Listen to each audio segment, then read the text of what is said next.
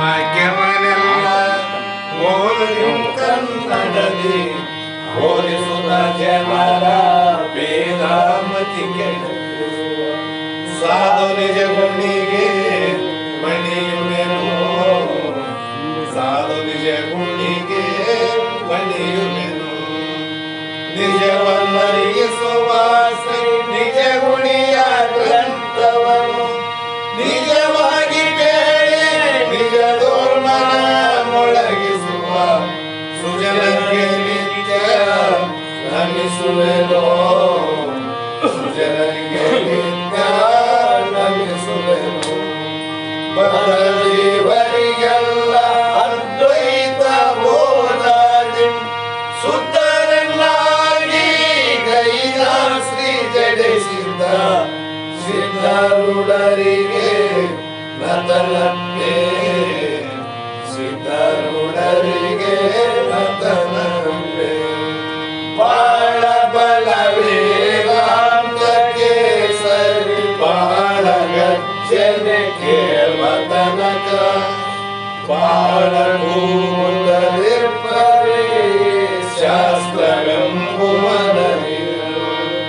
ಬಾಳ ಶಕ್ತಿಯ ಶಿವಗರ್ಜನೆ ಬಾಳ ಕೇಳಿದ ಬಳಿಕ ಕೂಗವು ಬಾಳ ಕೇಳಲು ಬೇಕು ವೇದಾಂತೆಂಬ ಶಾಸ್ತ್ರವನ್ನು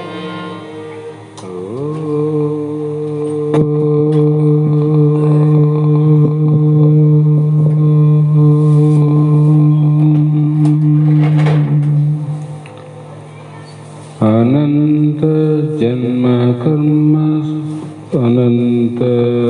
जन्म कर्म विदायिने मोक्ष मुक्ति प्रदायिने तस्मै श्री गुरुवे नमः। गुरुवे सर्वलोकानां भिषजे भवरोगिणां निधये सर्वविद्यानां दक्षिणामूर्तये नमः।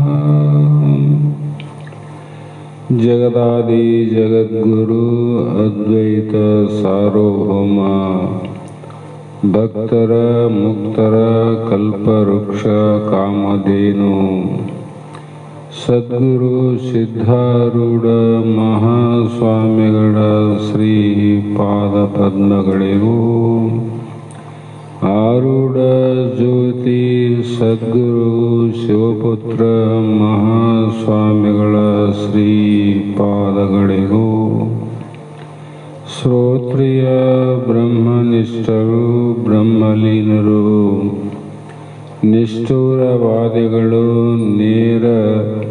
ನಿರಂತರ ಜ್ಞಾನದಾಸೋಹಿಗಳಾದ ಸದ್ಗುರು ಬಸವಾನಂದ ಮಹಾಸ್ವಾಮಿಗಳ ಚರಣ ಕಮಲಗಳಿಗೂ ಅನಂತ ದೀರ್ಘ ದಂಡ ಪ್ರಣಾಮಗಳನ್ನು ಸಮರ್ಪಿಸುತ್ತಾ ಸದ್ಗುರು ಸಿದ್ಧಲಿಂಗಪ್ಪ ತಾತ ಕಪ್ಪಗಲ್ ಇವರನ್ನು ಮನದೋಳು ಧ್ಯಾನಿಸುತ್ತ ತಮ್ಮೆಲ್ಲರಿಗೂ ವಂದಿಸುತ್ತ ಈ ದಿನ ಇಲ್ಲಿಯ ಪರ್ಯಂತರವಾಗಿ ಸಾಗಿ ಬಂದಂಥ ಶ್ರೀಮದ್ ಭಗವದ್ಗೀತೆ ಎನ್ನುವ ಗ್ರಂಥದ 5ನೇ ಅಧ್ಯಾಯದ 27ನೆಯ ಶ್ಲೋಕ ಇಂದಿನ ಆಧಾರದ ವಿಷಯವಾಗಿದ್ದು, ಇಲ್ಲಿ ಶ್ರೀಕೃಷ್ಣ ಭಗವಂತನು ಅರ್ಜುನನಿಗೆ ಅಂಥ ಒಂದು ಬ್ರಹ್ಮ ಆನಂದ ಅಥವಾ ಪರಮ ಆನಂದ ಅಥವಾ ಯಾವ ಮೋಕ್ಷ ಅನ್ನೋದು ಪಡಿಬೇಕಾಗಿದ್ದರೆ ಅದು ಹೇಗೆ ಅನ್ನುವ ಮಾತನ್ನು ಕೇಳಿದಾಗ ಹಲವು ವಿಚಾರಗಳನ್ನು ನಿನ್ನೆ ದಿನ ಹೇಳಿ ಇಂಥ ಆತ್ಮಜ್ಞಾನಿಗಳು ಮೋಕ್ಷವನ್ನು ಪಡೆದುಕೊಳ್ಳಬಹುದು. ಮೋಕ್ಷವು ಯಾರು ಪಡೆದುಕೊಳ್ಳಲಿಕ್ಕೆ ಯೋಗ್ಯರು ಅಂತ ಪ್ರಶ್ನೆ ಮಾಡಿದರೆ ನಿಜಗುಣ ಮಹಾಸ್ವಾಮಿಗಳು ಹೇಳಿದಂತೆ ಶ್ರೀ ಗುರು ವಚನೋಪದೇಶವನ್ನು ಆಲಿಸಿದಾಗಳ ಅಹುದು ನರರಿಗೆ ಮುಕ್ತಿ ಅಂದರು. ಅವರು ಎಲ್ಲರಿಗೂ ಈ ಮುಕ್ತಿಯನ್ನು ಪಡೀಲಿಕ್ಕೆ ಸಾಧ್ಯ ಆದಂತ ಹೇಳಿದರು. ಮೋಕ್ಷ ಪಡೀಲಿಕ್ಕೆ ಎಲ್ಲರಿಗೂ ಸಾಧ್ಯ ಅದ. ದೀಕ್ಷೆ ಪಡೀಲಿಕ್ಕೂ ಎಲ್ಲರಿಗೂ ಸಾಧ್ಯ ಅದ. ಇದು ದೀಕ್ಷೆ, ಇನ್ನೊಂದು ಮೋಕ್ಷ. ಇವು ಎಲ್ಲರೂ ಪಡಿಬೋದಲ್ಲ. ಆದರೆ ಜಗತ್ತಿನಲ್ಲಿ ಸಂಪತ್ತನ್ನು ಪಡೀಲಿಕ್ಕೆ ಎಲ್ಲರಿಗೂ ಸಾಧ್ಯ ಇಲ್ಲ. ಎಲ್ಲರೂ ಹೊಲ ತೊಗೊಳಕ್ಕೆ ಸಾಧ್ಯ ಇಲ್ಲ. ಎಲ್ಲರೂ ಮನೆ ಕಟ್ಟಕ್ಕೆ ಸಾಧ್ಯ ಇಲ್ಲ. ಎಲ್ಲರೂ ಬಂಗಾರ ಬೆಳ್ಳಿ ತಗೊಳ್ಳಿಕ್ಕೆ ಸಾಧ್ಯ ಇಲ್ಲ. ಈ ಯಾವ ಅಸಾಧ್ಯದ ಅವುಗಳನ್ನು ಪಡಿಬೇಕನ್ನುವ ಇಚ್ಛೆಯಲ್ಲೇ ಹೋದಂಥ ಮನುಷ್ಯರೇ ಭಾಳ ಮಂದಿ ಯಾರು. ಅವ್ರಿಗೆ ಆಗ್ಯದ, ನಮಗೆ ಯಾಕಾಗೋದಿಲ್ಲ? ಅವ್ರ ಹೊಲ ತಂಡನ ನಾವು ತಗಮ, ಅವ್ರ ಮನೆ ಕಟ್ಟ್ಯಾರ ನಾವು ಕಟ್ಟಮ. ಮಹಾತ್ಮರು ಹೇಳ್ತಾರ, ನೋಡ್ತಮ್ಮ, ಒಂದು ದೀಕ್ಷೆ, ಇನ್ನೊಂದು ಮೋಕ್ಷ. ಇವೆರಡನ್ನ ಮಾತ್ರ ಎಂಥವರಾದರೂ ಪಡೆಯಲಿಕ್ಕೆ ಸಾಧ್ಯ ಅದ. ಆದರೆ ಸಂಪತ್ತನ್ನು ಪಡಿಬೇಕಾಗಿದ್ರೆ ಪೂರ್ವ ಜನ್ಮದ ಪುಣ್ಯ ಬೇಕಾಗಿದೆ. ಆ ಪುಣ್ಯ ಇಲ್ಲದ ಪಾಪಿಗಳು ನಾವೇನಾದರೂ ಗಳಿಸ್ಬೇಕು, ಇದು ಮಾಡಬೇಕಂದ್ರೆ ಸಾಧ್ಯ ಅದೇನು? ಆದರೆ ಒಬ್ಬ ಭಿಕ್ಷುಕನಾಗಿರಲಿ, ಒಬ್ಬ ದರಿದ್ರನಾಗಿರಲಿ, ಅವರೊಬ್ಬ ಮನುಷ್ಯನಾಗಿ ಈ ದೀಕ್ಷೆಯನ್ನು ಪಡೆದು ನಂತರ ಮೋಕ್ಷವನ್ನು ಪಡೆಯಲಿಕ್ಕೆ ಸಾಧ್ಯ ಅದ. ನಾವು ಸಾಧ್ಯ ಇದ್ದುದನ್ನು ಬಿಟ್ಟಿವಿ, ಅಸಾಧ್ಯವಾದದನ್ನು ಪಡೀಲಿಕ್ಕೆ ಪ್ರಯತ್ನ ಮಾಡ್ತೀವಿ. ಇದು ತಪ್ಪಲ್ಲ.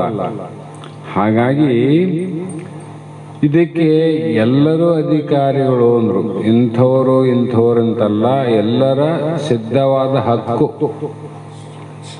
ಯಾಕಂದ್ರೆ ಇದು ಆತ್ಮ ಪರಮಾತ್ಮ ಅನ್ನೋರು ಯಾರಲ್ಲಿಲ್ಲ. ಪ್ರಾಪ್ಯ ಪ್ರಾಪ್ತಿ ಇದು. ಅಪ್ರಾಪ್ಯ ಪ್ರಾಪ್ತಿ ಅಂದರೆ ನಾನು ಹೊಲ ಇಲ್ಲ, ಇನ್ನೊಬ್ಬರು ತಗೊಂತೀನಿ. ಬಂಗಾರ ಇಲ್ಲ, ಅಲ್ಲಿಂದ ಬಂಗಾರ ತಗೋತೀನಿ. ನಮ್ಮಲ್ಲಿ ಏನಿಲ್ಲ ಅದನ್ನು ತಗೊಳಕ ಅಪ್ರಾಪ್ಯ ಪ್ರಾಪ್ತಿ ಅಂತಾರ. ನಮ್ಮಲ್ಲಿ ಇದ್ದಿಲ್ಲ, ಈಗ ತಗೊಂಡಾರ. ಆದರೆ ಭಗವಂತ ಪರಮಾತ್ಮ ಯಾರಲ್ಲಿಲ್ಲ. ಎಲ್ಲಿಯಾನ ಪರಮಾತ್ಮ, ಎಲ್ಲಿಯಾನೋ ಬಲ್ಲಂತ ಮಹಾತ್ಮರ ಬದಿಯಲ್ಲೇ ಆನಂದವರು ಎಲ್ಲರಿಲ್ಲಾನ. ಆದ್ರೆ ಅವನ ಪಡಿಲಿಕ್ಕೆ, ಅವನ ನೋಡಲಿಕ್ಕೆ ಕೆಲವು ಮಂದಿಗೆ ಆಗೋದಿಲ್ಲ. ಇಲ್ಲೋ ಒಬ್ಬ ಸಾಧನೆಯನ್ನು ಮಾಡಿದವನಿಗೆ ಮಾತ್ರ. ಹಾಗಾಗಿ ತಮ್ಮ ತಮ್ಮ ಎಲ್ಲರಿಗೂ ಹಕ್ಕಾದಂದಾಗ ಅದನ್ನ, ಆ ಹಕ್ಕನ್ನು ಚಲಾಯಿಸಿ ಮೋಕ್ಷವನ್ನ ಪಡೆದು ಧನ್ಯರಾಗ್ರಿ ಅಂತರ ಮಹಾತ್ಮರು. ನೋಡೋ, ಪರಮಾತ್ಮನೇ ನಿಲ್ಲಲ್ಲ, ಆನಂದವೇ ನಿಲ್ಲಲ್ಲ, ಜನನ ಮರಣ ರಹಿತವಾದವನು ನೀನೇ ಇದ್ದಿ. ಅದನ್ನು ನೋಡಿಕೊಂಡು ನೀನು ಆನಂದ ಪಡು. ಅದನ್ನು ಬಿಟ್ಟು ಇಲ್ಲದನ್ನು ಪಡಿಬೇಕಂತ ಯಾಕೆ ಪ್ರಯತ್ನ ಮಾಡ್ತಿದ್ದಿ ಅಂತ ಅವ್ರದ್ದು. ಹೀಗೆ ಇದನ್ನು ಪಡಿಬೇಕಾಗಿದ್ರೆ ಕೆಲವು ಸಾಧನೆಗಳನ್ನು ಮಾಡಬೇಕು. ಕಾಶಿ ಅಂತ ಅದ, ಕಾಶಿ ವಿಶ್ವೇಶ್ವರ ದರ್ಶನ ಆಗ್ಬೇಕಾದ್ರೆ ನಾವು ಪ್ರಯತ್ನ ಮಾಡಿ ಹೋಗ್ಬೇಕಲ್ಲಿ.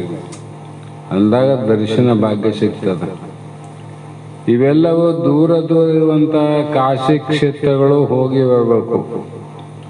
ಆದರೆ ನಿನ್ನಲ್ಲಿ ಇರುವಂಥ ಏನು ಪರಮಾತ್ಮನಲ್ಲ, ಅವನು ನೋಡಕ ನಿನ್ನ ಕಾಶಿ, ರಾಮೇಶ್ವರ, ತಿರುಪತಿ, ಶ್ರೀಶೈಲಕ್ಕೆ ಹೋದಂಗೆ ಹೋಗೋದೇ ಬೇಕಾಗಿಲ್ಲ. ನಿನ್ನ ಸ್ವರೂಪವನ್ನು ನೀನು ನೋಡು ಅಷ್ಟೇ. ಅದಕ್ಕೆ ಸಾಧನೆ ಏನಂದ್ರೆ, ಅರ್ಜುನಿಗೆ ಹೇಳ್ತಾರೆ ಶ್ರೀಕೃಷ್ಣ, ಸ್ಪರ್ಶಾನ್ ಕೃತ್ವಾ ಬಹಿ ಬಾಹ್ಯಾನ್ ಚಕ್ಷು ಚೇಯವ ಅಂತರೇ ಭ್ರೋ ಪ್ರಾಣ ಅಪಾನೌ ಸೌಮ್ಯ ಕೃತೌ ನಾಸ ಅಭ್ಯಂತರ ಚಾರಿಣವು ಅಂತ ಒಂದು ಶ್ಲೋಕ. ಮುಂದಿನ ಶ್ಲೋಕದಲ್ಲಿ ಯತೇಂದ್ರಿಯ ಯಮನೋ ಬುದ್ಧಿಮುನಿ ಮೋಕ್ಷಪಾರಾಯಣ ವಿಗತೆ ಇಚ್ಛಾ ಭಯ ಕ್ರೋಧ ಸದಾ ಮುಕ್ತ ಏವ ಸಹ ಅಂತ. ಅರ್ಥಾತ್ ಇಲ್ಲಿ ಯಾರು ಹೊರಗಡೆಯ ಭೋಗಗಳನ್ನು ಅಪೇಕ್ಷೆ ಮಾಡದೆಂದರು, ಹೊರಗಿರುವ ಭೋಗದ ವಸ್ತುಗಳು ಯಾವುವು ಅಂದರೆ ಅವು ಎಲ್ಲವೂ ಹೊರಗಡೆ ಇರುವಂತೆಲ್ಲವೂ ಭೋಗದ ವಸ್ತುಗಳೇ.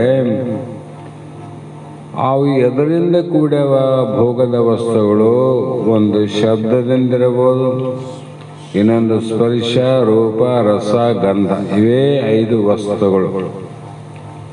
ಈ ವಿಷಯಗಳನ್ನು ಹೊರಗೆ ಇರುವಂತೆ ಮಾಡಬೇಕು, ಒಳಗೆ ಬರಬಾರದು. ವಿಷಯಗಳನ್ನು ನಾಶ ಮಾಡೋದಲ್ಲ ಇಲ್ಲಿ, ಇಂದ್ರಿಯಗಳನ್ನ ಕಟ್ಟಿ ಹಾಕೋದಲ್ಲ. ನಿನ್ನೆ ಹೇಳಿ ನಾನು, ಇಂದ್ರಿಯಗಳನ್ನ ನಿಗ್ರಹ ಮಾಡಂದ್ರು, ಕಟ್ಟಿ ಹಾಕಂಗಿಲ್ಲ. ಅದರಂತೆ ಹೊರಗಿನ ವಿಷಯಗಳನ್ನು ನಾಶ ಮಾಡಂಗಿಲ್ಲ, ವಿಷಯಗಳನ್ನು ಹೊರಗೆ ಇರುವಂತೆ ಮಾಡಿ. ಅವು ಹೊರಗೆ ಇರಲಿ, ಆದರೆ ಒಳಗೆ ಪ್ರವೇಶವನ್ನು ಮಾಡಲಿಕ್ಕೆ ಅವಕಾಶ ಕೊಡಬಾರದು. ಕಳ್ಳರು ಬಹಳ ಮಂದಿ ಯಾರು, ನಮ್ಮ ಮನೆಗಳ ಸಂಪತ್ತು ಕಳ್ಳತನ ಆಗಬಾರ್ದಂದ್ರೆ ಕಳ್ಳರು ಮನೆಯೊಳಗೆ ಬರದಂತೆ ಎಚ್ಚರ ವಹಿಸ್ಬೇಕಷ್ಟೆ. ಅವರು ಹೊರಗಿದ್ದು ನಮಗೆ ಸಂಬಂಧ.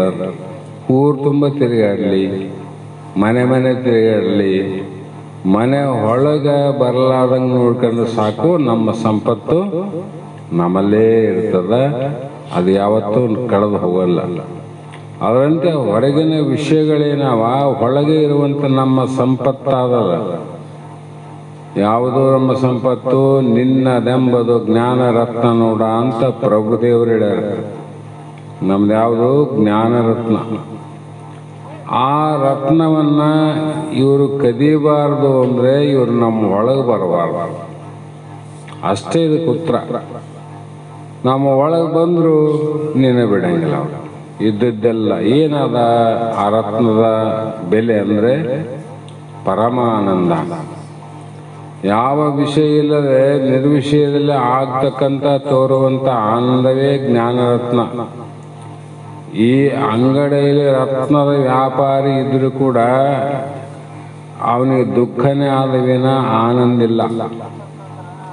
ಅದಕ್ಕೆ ಅದು ಬಹಳ ಬೆಲೆ ಆದಂಥ ರತ್ನಕ್ಕೆ ಹೋಲಿಸ್ಯಾರ. ಆನಂದವೇ ರತ್ನ.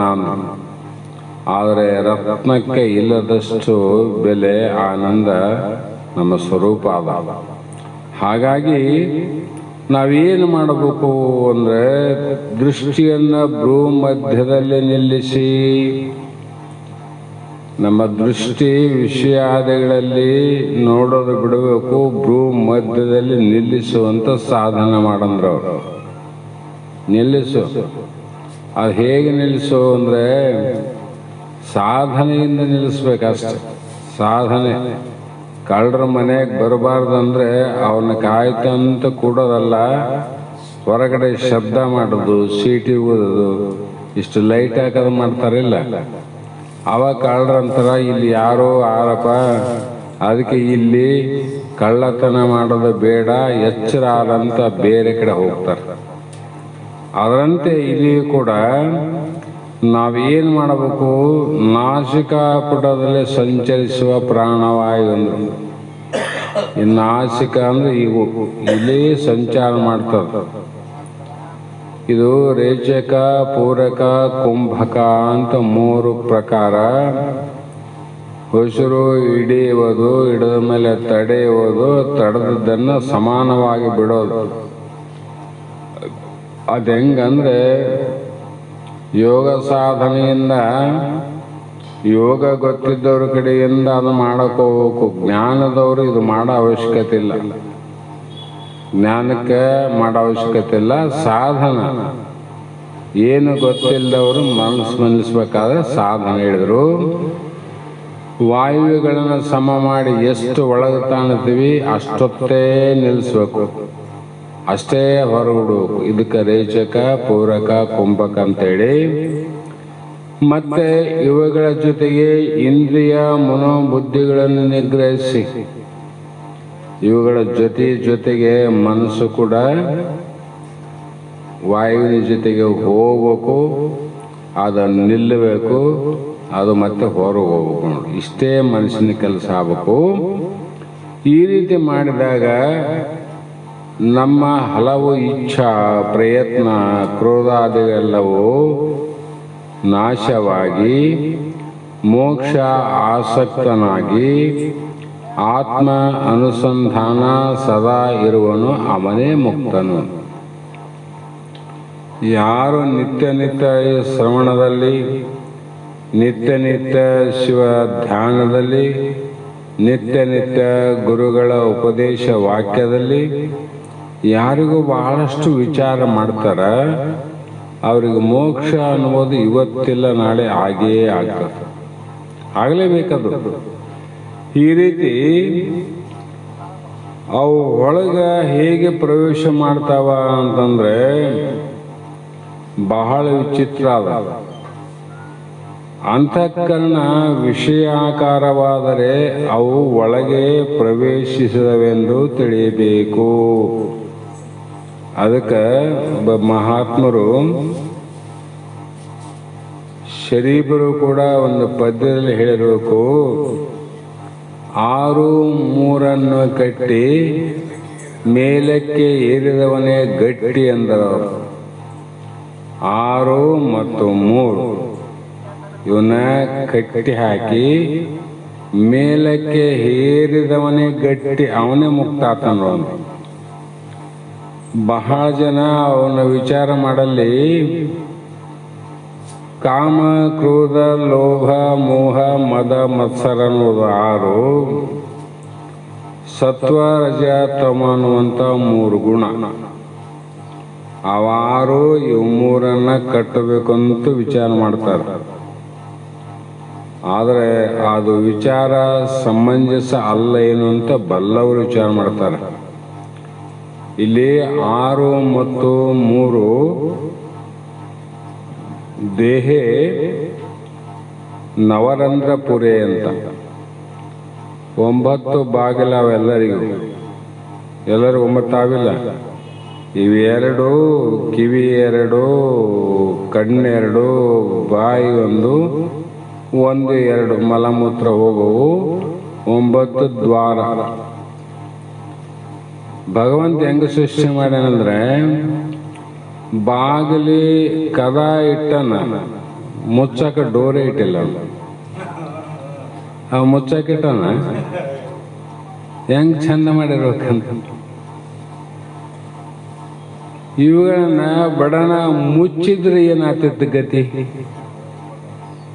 ಅಂದ್ರೆ ಮುಚ್ಚಿಬಿಟ್ಟಿದ್ದ ಅಂದ್ರೆ ಕಣ್ಣು ಇದ್ದು ಕುರುಡಾತಿದ್ದ, ಕಿವಿ ಮುಚ್ಚಿದ್ರೆ ಕಿವಿ ಕೇಳ್ತಿದ್ದಿಲ್ಲ, ಬಾಯಿ ಮುಚ್ಚಿದ್ರೆ ಮಾತಾಡಕ್ ಬರ್ತದಿಲ್ಲ, ಮತ್ತೆ ಗುಹೆ ದ್ವಾರ ಮುಚ್ಚಿದ್ರೆ 1, 2 ಮಾಡಕ್ಕೆ ಬರ್ತದಿಲ್ಲ. ಗತಿ ಏನಾಗ್ತಿತ್ತು?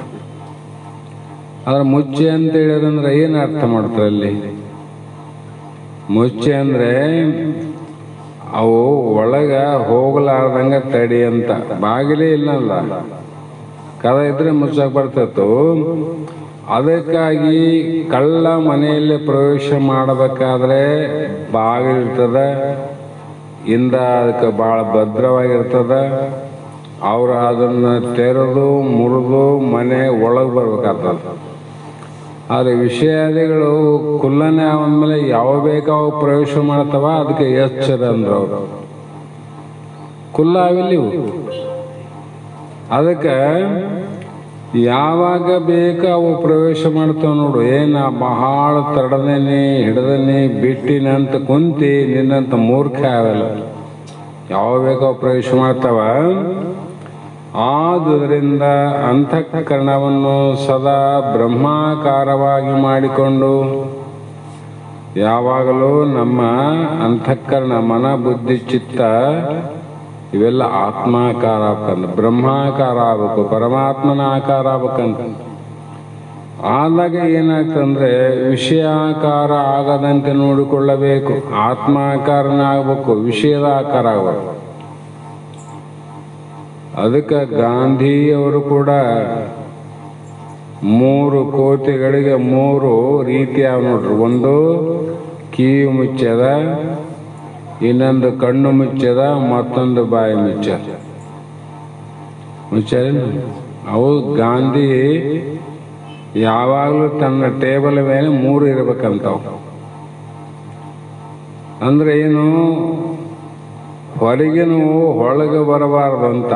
ಒಳಗಿದು ಹೊರಗೋಗುವಂತ ಅರ್ಥ ಅಲ್ಲ, ಹೊರಗಿನೂ ಒಳಗೆ ಬರಬಾರ್ದು. ಅದಕ್ಕೆ ಇನ್ನೊಬ್ಬ ಶರಣರು ಕೂಡ ಒಂದು ಮಾತು ಹೇಳ್ಯಾರ, ನಿಮಗೆಲ್ಲ ಗೊತ್ತಿರ್ತದ, ನನ್ನ ನೆನಪು ಸ್ವಲ್ಪ ಬರ್ತಾ ಇಲ್ಲ. ಅತ್ತಲಿತ್ತ ಹೋಗದಂತೆ ಹೆಳವನ ಮಾಡಯ್ಯ ತಂದೆ, ಸುತ್ತಿ ಸುಡಿಯದಂತೆ ಅಂಧಕನ ಮಾಡಯ್ಯ ತಂದೆ, ಮತ್ತೊಂದು ಕೇಳದಂತೆ ಕಿವುಡನ್ನ ಮಾಡಯ್ಯ ತಂದೆ. ಮುಂದೆ ಮುದ್ರಿಕೆಯಲ್ಲಿ ಏನ್ಯಾರ, ಸದಾಕಾಲ ಅದು ಪರಮಾತ್ಮನ ನೋಡುವಂತೆ, ಕಾಣುವಂತೆ, ಮಾಡುವಂತೆ ಮಾಡುವಂತ ಅದರ ಅರ್ಥ ಅದು ಅಂಕಿತ ನೆನಪೋಗ್ಯದ. ಹಾಗಾಗಿ ಅಲ್ಲಿ ಮಹಾತ್ಮರು ಹೇಳಿದಂದ್ರೆ ಏನಂದ್ರೆ, ಅತ್ತಲಿತ್ತ ಹೋಗದಂತೆ. ಯಾಕೆ ಹೋಗ್ತಿದ್ದಿ, ಹೊರಗೆ ಹೋಗ್ಬೇಕಲ್ಲಿ ನೀನು. ಅದಕ್ಕೆ ಎಳವನ್ನ ಮಾಡಯ್ಯ ತಂದೆ, ಕಿವುಡನ್ನ ಮಾಡಯ್ಯ ತಂದೆ, ಮೂಕನ ಮಾಡಯ್ಯ ತಂದೆ ಅಂತ ಕೇಳ್ಯಾರಂದ್ರೆ, ಪರಮಾತ್ಮ ನಾವೆಲ್ಲರೂ ಇಲ್ಲಪ್ಪ ನನಗೆ ಕಾಲು ಇಲ್ದಂಗೆ ಮಾಡು, ಮತ್ತೆ ಕಣ್ಣು ಇಲ್ದಂಗೆ ಮಾಡು, ಬಾಯಿ ಇಲ್ದಂಗೆ ಮಾಡು ಅಂತ ಕೇಳಿದ್ರೆ ಒಪ್ತದೆ ನೀ ಮಾತು? ಗತಿ ಏನಾಗ್ತೈತೆ ನಮ್ದು? ಜಗತ್ತಿನಲ್ಲಿ ಎಲ್ಲರೂ ಎಳವರಾಗಿದ್ರು, ಎಲ್ಲರೂ ಕುರುಡರಾಗಿದ್ರು, ಎಲ್ಲರೂ ಮೂಕರಾಗಿದ್ರು, ಅಥವಾ ಒಂದೇ ಕಣ್ಣು ಒಂದೇ ಕಾಲು ಇವೇನೇನು ವ್ಯವಸ್ಥೆ ಭಗವಂತ ಮಾಡಿದ್ನಂದ್ರೆ ನಮ್ಮದು ಏನೇನು ಕಷ್ಟ ಆಗ್ತಿತ್ತು. 1 ತಾಸು ಕಣ್ಣು ತೆರಿಲಾರ್ದಂಗೆ ಕಣ್ಣು ಮುಚ್ಚಿ ಬಟ್ಟೆ ಕಟ್ಟಿಕೊಂಡು ಇರಂದ್ರೆ ಒದ್ದಾಡ್ಬಿಡ್ತೀವಿ. ಜೀವನ ಪರ್ಯಂತರ ಕಣ್ಣೇ ಬೇಡ, ಕಾಲೇ ಬೇಡ, ಬಾಯಿನೇ ಬೇಡ ಅಂದ್ರೆ ಗತಿ ಏನಾಗ್ತಿತ್ತು ಅಂದ್ರೆ ಅರ್ಥಾತು ಇನ್ನೊಂದನ್ನು ನೋಡದಂತೆ. ನಮ್ಮ ಸ್ವರೂಪ ಏನದ ಅದನ್ನ ಬಿಟ್ಟು ಮತ್ತೊಂದನ್ನ ನೋಡದಂತೆ ಮಾಡೋ ಅಂತ ಅವ್ರು ಕೇಳ್ಯಾರ. ಅದೇ ಮಾತನ್ನ ಶ್ರೀಕೃಷ್ಣ ಭಗವಂತ ಅರ್ಜುನಿಗೆ ಹೇಳ್ತಾನೆ ನೋಡ್ರಿ. ಹೊರಗ ಹೋಗೋದು ಬೇಡ, ಕಾರಣ ಅವುಗಳನ್ನ ಅವಿವೇಕಿಗಳಾದರೂ ಅವುಗಳನ್ನ ಸ್ವಇಚ್ಛೆಯಾಗಿ ಬರಲು ಅವಕಾಶ ಕೊಡ್ತಾರೆ. ಅಜ್ಞಾನಿಗಳು ಅದಕ್ಕೆ ಅವಕಾಶ ಕೊಡ್ತಾರೆ. ಬರೇ ಮಂದಿದೆ ಕೇಳೋದು, ಬರೇ ಮಂದಿದೆ ನೋಡೋದು, ಬರೇ ಮಂದಿದೆ ಮಾತಾಡೋದು. ಈ ಜಗತ್ನಾಗ ಮಾಡ್ತಾರಿಲ್ಲ. ಬೆಳಗ್ಗೆ ಎದ್ರೆ ಸಾಯಂಕಾಲ ಅಷ್ಟೇ. ಒಬ್ಬರೇ ಇದ್ದಾಗ ಏನೋ ಸುಮ್ಮನೆ ಇರ್ತಾರೇನೋ, ಅವ್ರಿಗೆ 2 ಜೊತೆ ಆದ್ರೆ ಸಾಕು ನೋಡು. ಒಬ್ಬರಿದ್ದಾಗ ಏನೋ ಸುಮ್ಮನೆ ಇರ್ಬೋದು ಅಂದ್ರೆ ಹೊರಗೆ ಸುಮ್ಮನೆ ಮನಸ್ಸಿನಾಗ ಗದ್ದಲ ನಡೆದ. ಮನಸ್ಸಿನಾಗಿಲ್ಲದ ಮಂದಿ ಬಂದಾಗ ಹೆಂಗೆ ಹೇಳ್ತಾನ ಅವನು ಅಂದ್ರೆ ಅರ್ಥಾತ್ ಏನು, ನಾವು ಬರೀ ಆತ್ಮಾನುಸಂಧಾನ ಬಿಟ್ಟಿವಿ, ಹೊರಗಿನ ವಿಚಾರಗಳನ್ನ ಮಾಡ್ತಾ ಮಾಡ್ತಾ ಅವ್ರು ನೋಡಿವಿ, ಅವ್ರು ಇಷ್ಟು KG ಬಂಗಾರ, ಅವ್ರು ಇಷ್ಟು ಎಕರೆ ಭೂಮಿ, ಇಷ್ಟು ಕೋಟಿ ಆಸ್ತಿ, ಇಷ್ಟು ಕೋಟಿ ಹಣ, ಅವಂದು ಏನಿಲ್ಲ, ಇವಂದೇನಿಲ್ಲ, ಇವಂದೇನಿಲ್ಲ, ಬರೀ ಹೊರಗಿನೂ ಆದವಲ್ಲ. ಇದರಿಂದ ಮಂದಿ ಗಂಟನ್ನ ಲೆಕ್ಕ ಮಾಡಿದಂದ್ರೆ ನಿನಗೇನು ಲಾಭ ಅದ? ಈಗ ಹಣ ಅಂತ ಅದ, ನಮ್ಮ ಹಣವನ್ನ ನಾವು ಲೆಕ್ಕ ಮಾಡಿದ್ರೆ ನಮ್ಗೆ ತೃಪ್ತಿ ಆಗ್ತದೆ, ಹೌದಿಲ್ಲ? ಬ್ಯಾಂಕಲ್ಲಿ ಮ್ಯಾನೇಜರ್ ಕ್ಯಾಶಿಯರ್ ಅಂತ ಇರ್ತಾನೆ, ಅವನಿಗೆ ದುಡ್ಡು ಎಣಿಸಲಿಲ್ಲ. ನೀನೆಷ್ಟು ಎಣಿಸಿಗಿ? ಅವನ ದಿವಸ ಕೋಟಿ ಕೋಟಿ ಕೋಟಿ ಎಣಿಸ್ತಾನ, ಆದ್ರೂ ಕೂಡ ಅವನಿಗೆ ಸಮಾಧಾನ ಅದೇನು ಇಲ್ಲ. ಅದು ನೋಟ ಎಣಿಸನ ಯಾಕೆ ಸಮಾಧಾನ ಇಲ್ಲ? ಅವನು ತಂದಲ್ಲ ಅದು. ಮಂದಿ ದುಡ್ಡು ಎಣಿಸಿದ್ರೆ ನಮಗೇನು ಲಾಭ ಆಗ್ತದಂತ. ಅವನಿಗೆ ದಿವಸ ಎಷ್ಟೆಷ್ಟು ಕೋಟಿ ಎಣಿಸ್ತಾನ, 1 ತಿಂಗಳ ಬರೋದ್ರಾಗ 100-200 ಕೋಟಿ ಲೆಕ್ಕ ಮಾಡಿ ಕೊಡ್ತಾನೆ. ಆದರೆ ತನಗೆ ಸಂಬಳ ಯಾವಾಗ ಬರ್ತದ ಆ ದುಡ್ಡಿನಿಂದ ಸುಖ ಪಡ್ತಾನೆ. ಆ ದುಡ್ಡು ಅದೆಷ್ಟು ಬರುವ 1 ಲಕ್ಷ ಇರಲಿ 2 ಲಕ್ಷ ಇರಲಿ ಅದೇನು ಕೋಟಿ ಗಟ್ಟಲ್ಲ. ಮತ್ತು ಕೋಟಿ ಕೋಟಿ ರೂಪಾಯಿಯಿಂದ ಆಗಲಾರ್ದ ಸುಖ ಲಕ್ಷದಿಂದ ಹೆಂಗಾಯ್ತು? ಇದು ಸ್ವಂತ ಅದ, ನಂದದ, ಇದು ನಾನು ಬಳಕೆ ಮಾಡೋಕ್ಕೆ ನನ್ನ ಸ್ವತಂತ್ರ ಅದ. ಆದ್ರೆ ಅದರಲ್ಲಿ ಏನಾದರೂ ಸ್ವಲ್ಪ ಬಳಕೆ ಮಾಡಿದ್ರೆ ಜೈಲಿಗೆ ಹೋಗ್ತಿದ್ವಿ. ಹೌದಲ್ಲ? ಅದರಂತೆ ನಾವು ಕೂಡ ಬಹಳ ಎಚ್ಚರ ಇರಲಿ ಅಂತ ಮಹಾತ್ಮ ಹೇಳ್ತಾರೆ. ಕೀಟಲೆ ಮಾಡಕ್ಕಲ್ಲ, ಇದು ತಿಳ್ಕೊಂಡು ಎಚ್ಚರವಾಗಿ ಇರಂತ. ಅದಕ್ಕಾಗಿ ಅವರು ಬಹಿರಂಗದಲ್ಲಿ ಅವಕಾಶ ಮಾಡ್ತಾರೆ. ಬಹಳ ಮಂದಿ ಇಲ್ಲೇ ಇರ್ತಾರೆ. ಅಲ್ಲೆಲ್ಲೋ ಸುಗುರೇಶ್ವರ ಗುಡಿಯಲ್ಲಾಗಲಿ, ಬಸವ ಕಲ್ಯಾಣ ಮಂಟಪ ಆಗಲಿ, ಅಥವಾ ಇಲ್ಲಿ ಮಠದಲ್ಲಿ ಶಾಸ್ತ್ರ ನಡೀತದ, ಏನಾದರೂ ಪುಣ್ಯ ಕಾರ್ಯ ನಡೀತಾವ, ಹೋಗಮ್ಮ ನಡೀಲಿ ಅಂತಂದ್ರೆ ಕೆಲವು ಮಂದಿ ಅಲ್ಲೇನು ಹೋಗೋದದ, ಬಾ ಹೋಟ್ಲ್ಗೆ ಹೋಗು, ಅಲ್ಲೇನದ ಬಾ ಸುಮ್ಮನೆ ಕ್ರಾಸಿಗೆ ಹೋಗಿ ಬರಮಂತ ಕರ್ಕೊಂಡು ಹೋಗೋದಾರಿಲ್ಲ. ಇವನು ಇಲ್ಲಿಗಂತಾನ, ಅವ್ರು ಅಲ್ಲಿಗಂತ. ಅವರು ಮನುಷ್ಯರೇ, ಇವರು ಮನುಷ್ಯರೇ. ಅವ್ರಿಗೇನದ ಹೊರಗಡೆ ವಿಷಯಗಳಲ್ಲಿ ಸುಖ ಆದಂತ ತಿಳ್ಕೊಂಡು ಮಂದಿನ ಕರ್ಕೊಂಡು ಹೋಗ್ತಾನೆ. ಆದ್ರೆ ಇವನಂತಾನ ಅಲ್ಲೇನಾದ ಮರೆಯ, ಈ ಕಡೆನ ಹೋಗು, ಏನಾದರೂ ಸ್ವಲ್ಪ ತಿಳಿತದ, 4 ಮಾತು ಅರ್ಥ ಆಗ್ತದ, ಸಮಯನ ಸಾರ್ಥಕ ಆಗ್ತದ, ಈ ಕಡೆ ಹೋಗಮಂತ ಇವನು, ಆ ಕಡೆ ಹೋಗಮಂತ ಅವರು. ಮತ್ತೆ ಬಹಳ ಮಂದಿ ಆದಾಗ ಇವನು ಈ ಕಡೆ ಬರೋವನು ಆ ಕಡೆ ಹೋಗ್ಬಿಡ್ತಾನ. ನೇಮ ಏನ್ ನಡ್ರಪ್ಪ, ಮತ್ತೆ ನೀವೆಲ್ಲರೂ ಹೋಗಮಂತೀರಿ ಅಂದ್ರೆ ನಾನು ಈ ಕಡೆ ಬರ್ತಾನಂತಾನ. ಅದಕ್ಕೆ ಸಂಘ ಮಾಡಬೇಕಾದ್ರೂ ಭಾಳ ಎಚ್ಚರ ಅಂದ್ರ. ಸಂಘ ಮಾಡಬೇಕಾಗಿತ್ತು, ಬಹಳ ಎಚ್ಚರ ಇರಬೇಕು. ದುಷ್ಟರ ಸಂಘ ಮಾಡೋದ್ರಿಂದ ಶಿಷ್ಟನಾದ ವ್ಯಕ್ತಿ ಕೂಡ ದುಷ್ಟನಾಗ್ತಾನೆ. ಕೆಟ್ಟವರು ಸಂಘ ಮಾಡೋರು ಏನಾಗ್ತದೆ ಅಂದ್ರೆ ಒಳ್ಳೆಯವನು ಕೂಡ ಕೆಟ್ಟರಾಗ್ತಾರೆ ಅಷ್ಟೇ. ಇದು ಮೇಲೇನೆ ಅದಲ್ಲ. ಹಾಗಾಗಿ ಈ ವಿಷಯ ಲೋಪತೆಯಿಂದ ಸಂಸಾರ ಎಂಬ ಸುಳಿಯಲ್ಲಿ ಬಿದ್ದು ಒದ್ದಾಡ್ತೀವಿ ನಾವು. ಯಾವ ಸುಳಿ? ನೀರು, ನದಿಯಲ್ಲಿ ನೀರು ಹರಿತದ, ಬಹಳ ಪ್ರವಾಹ ಬಂದದ, ಜೋರಾದ, ಅವನು ಹೋದ.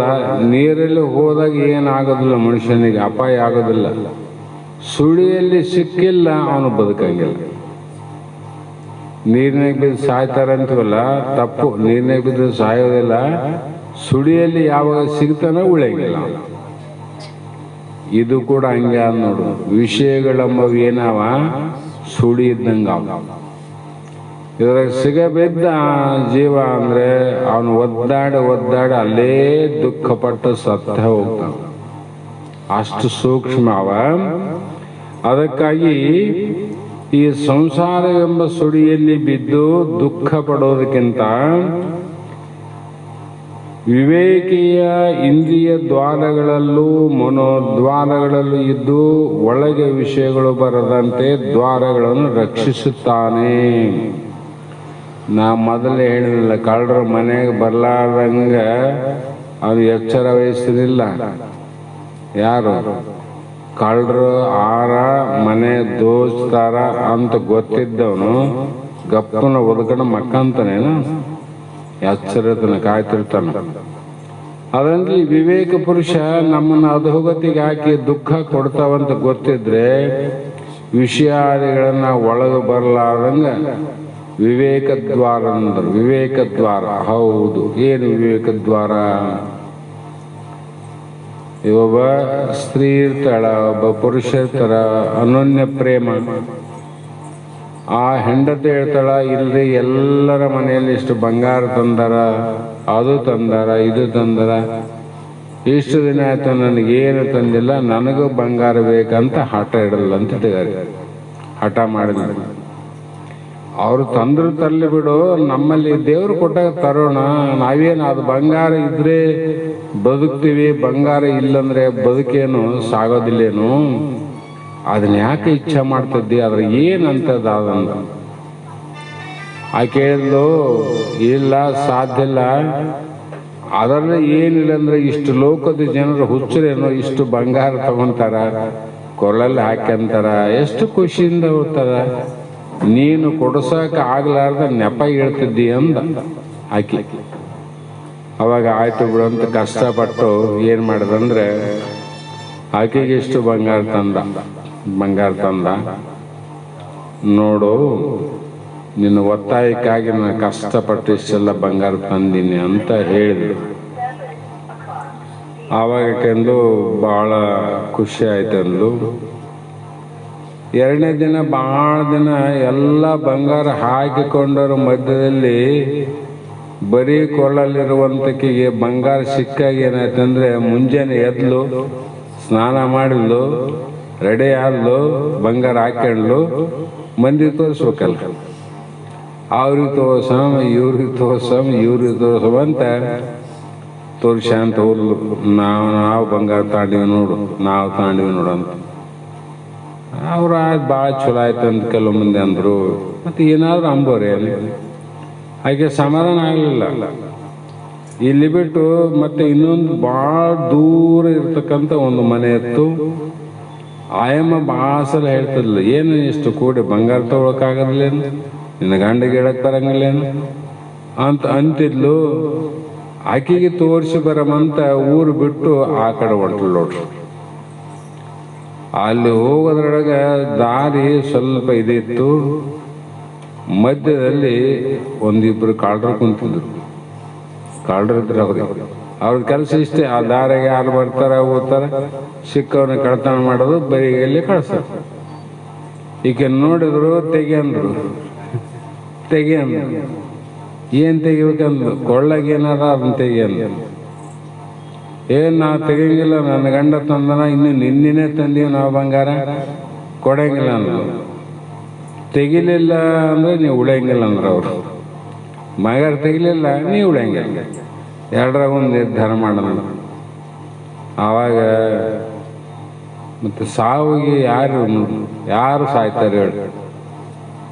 ತಗಂತ ಕೊಟ್ಟ ತಕ್ಷಣ ಅಲ್ಲಿಂದ ಹತ್ಗಂತ ಯಾವ ಓಣ್ಯಾಗ ಎಲ್ಲರಿಗೆ ನಗತಾ ಹೋಗಿದ್ಲು. ಅದೇ ಹೆಣ್ಣು ಅಳ್ತಾ ಮನೆಗೆ ಬಂದು ಗಂಡ ಕೇಳಿದ, ಯಾಕೆ ಅಳಕತ್ತಿದ್ದು, ಬಂಗಾರ ಇಲ್ಲಂತ ಅಳ್ತಿದ್ದಿ, ಬಂಗಾರ ತಗೊಂಡಿದ್ದಿ, ಮತ್ತೆ ಯಾಕೆ ಅಳ್ತಿದ್ದಂದು. ಎಲ್ಲಿ ನೀನು ಬಂಗಾರ ಅಲ್ಲಕ್ಕಿ, ನೀನು ಬಂಗಾರ ತಂದು ಕೊಟ್ಟಿಂದ ಇವತ್ತು ಪ್ರಾಣ ಹೋಗೋದಿತ್ತು, ಹೆಂಗಾದ್ರೂ ದೈವದಿಂದ ಬದುಕಿ ಬಂದಿನಿ ಮಾರಾಯ, ಇದು ಬಂಗಾರ ಸಹವಾಸನ ಬೇಡಲ್ಲ.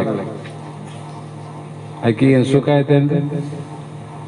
ಇದನ್ನ ಯಾಕೆ ಹೇಳ್ತೀನಂದ್ರೆ, ಬಂಗಾರ ಇರಬಾರ್ದಂತಲ್ಲ, ದೈವ ಕೊಟ್ಟಿದೆ ಅಂದ್ರೆ ಕೆಜಿ ಗಟ್ಲೆ ಹಾಕ್ರಿ, ದೇವ್ರು ಕೊಟ್ರೆ ಹಾಕ್ರಿ, ಏನ್ ತಪ್ಪ. ಇನ್ನೊಬ್ಬರ ನೋಡಿ ಕಳತನ ಮಾಡಿ ತಂದು ಹಾಕೋದು ತಪ್ಪಂತ ಹೇಳ್ತದ, ಹೌದಾ ಇಲ್ಲ? ದೇವ್ರು ಕೊಟ್ರೆ ಹಾಕಿದ್ರೆ ನಮ್ಗೆ ಆನಂದ ಆಗತ್ತಂತ ತಿಳ್ಕೊಬೇಡ್ರಿ, ಹಾಕಿದಷ್ಟು ದುಃಖ ಆಗ್ತದ. ನಾವು ಯಾವ ವಸ್ತುಗಳನ್ನು ಜಮಾ ಮಾಡ್ತೇವಲ್ಲ, ಯಾವ ವಸ್ತು ಹೆಚ್ಚಿಗೆ ಜಮಾ ಆಗ್ತದ ಅದೇ ವಸ್ತುವಿನ ದುಃಖ ಆಗ್ತದೆ.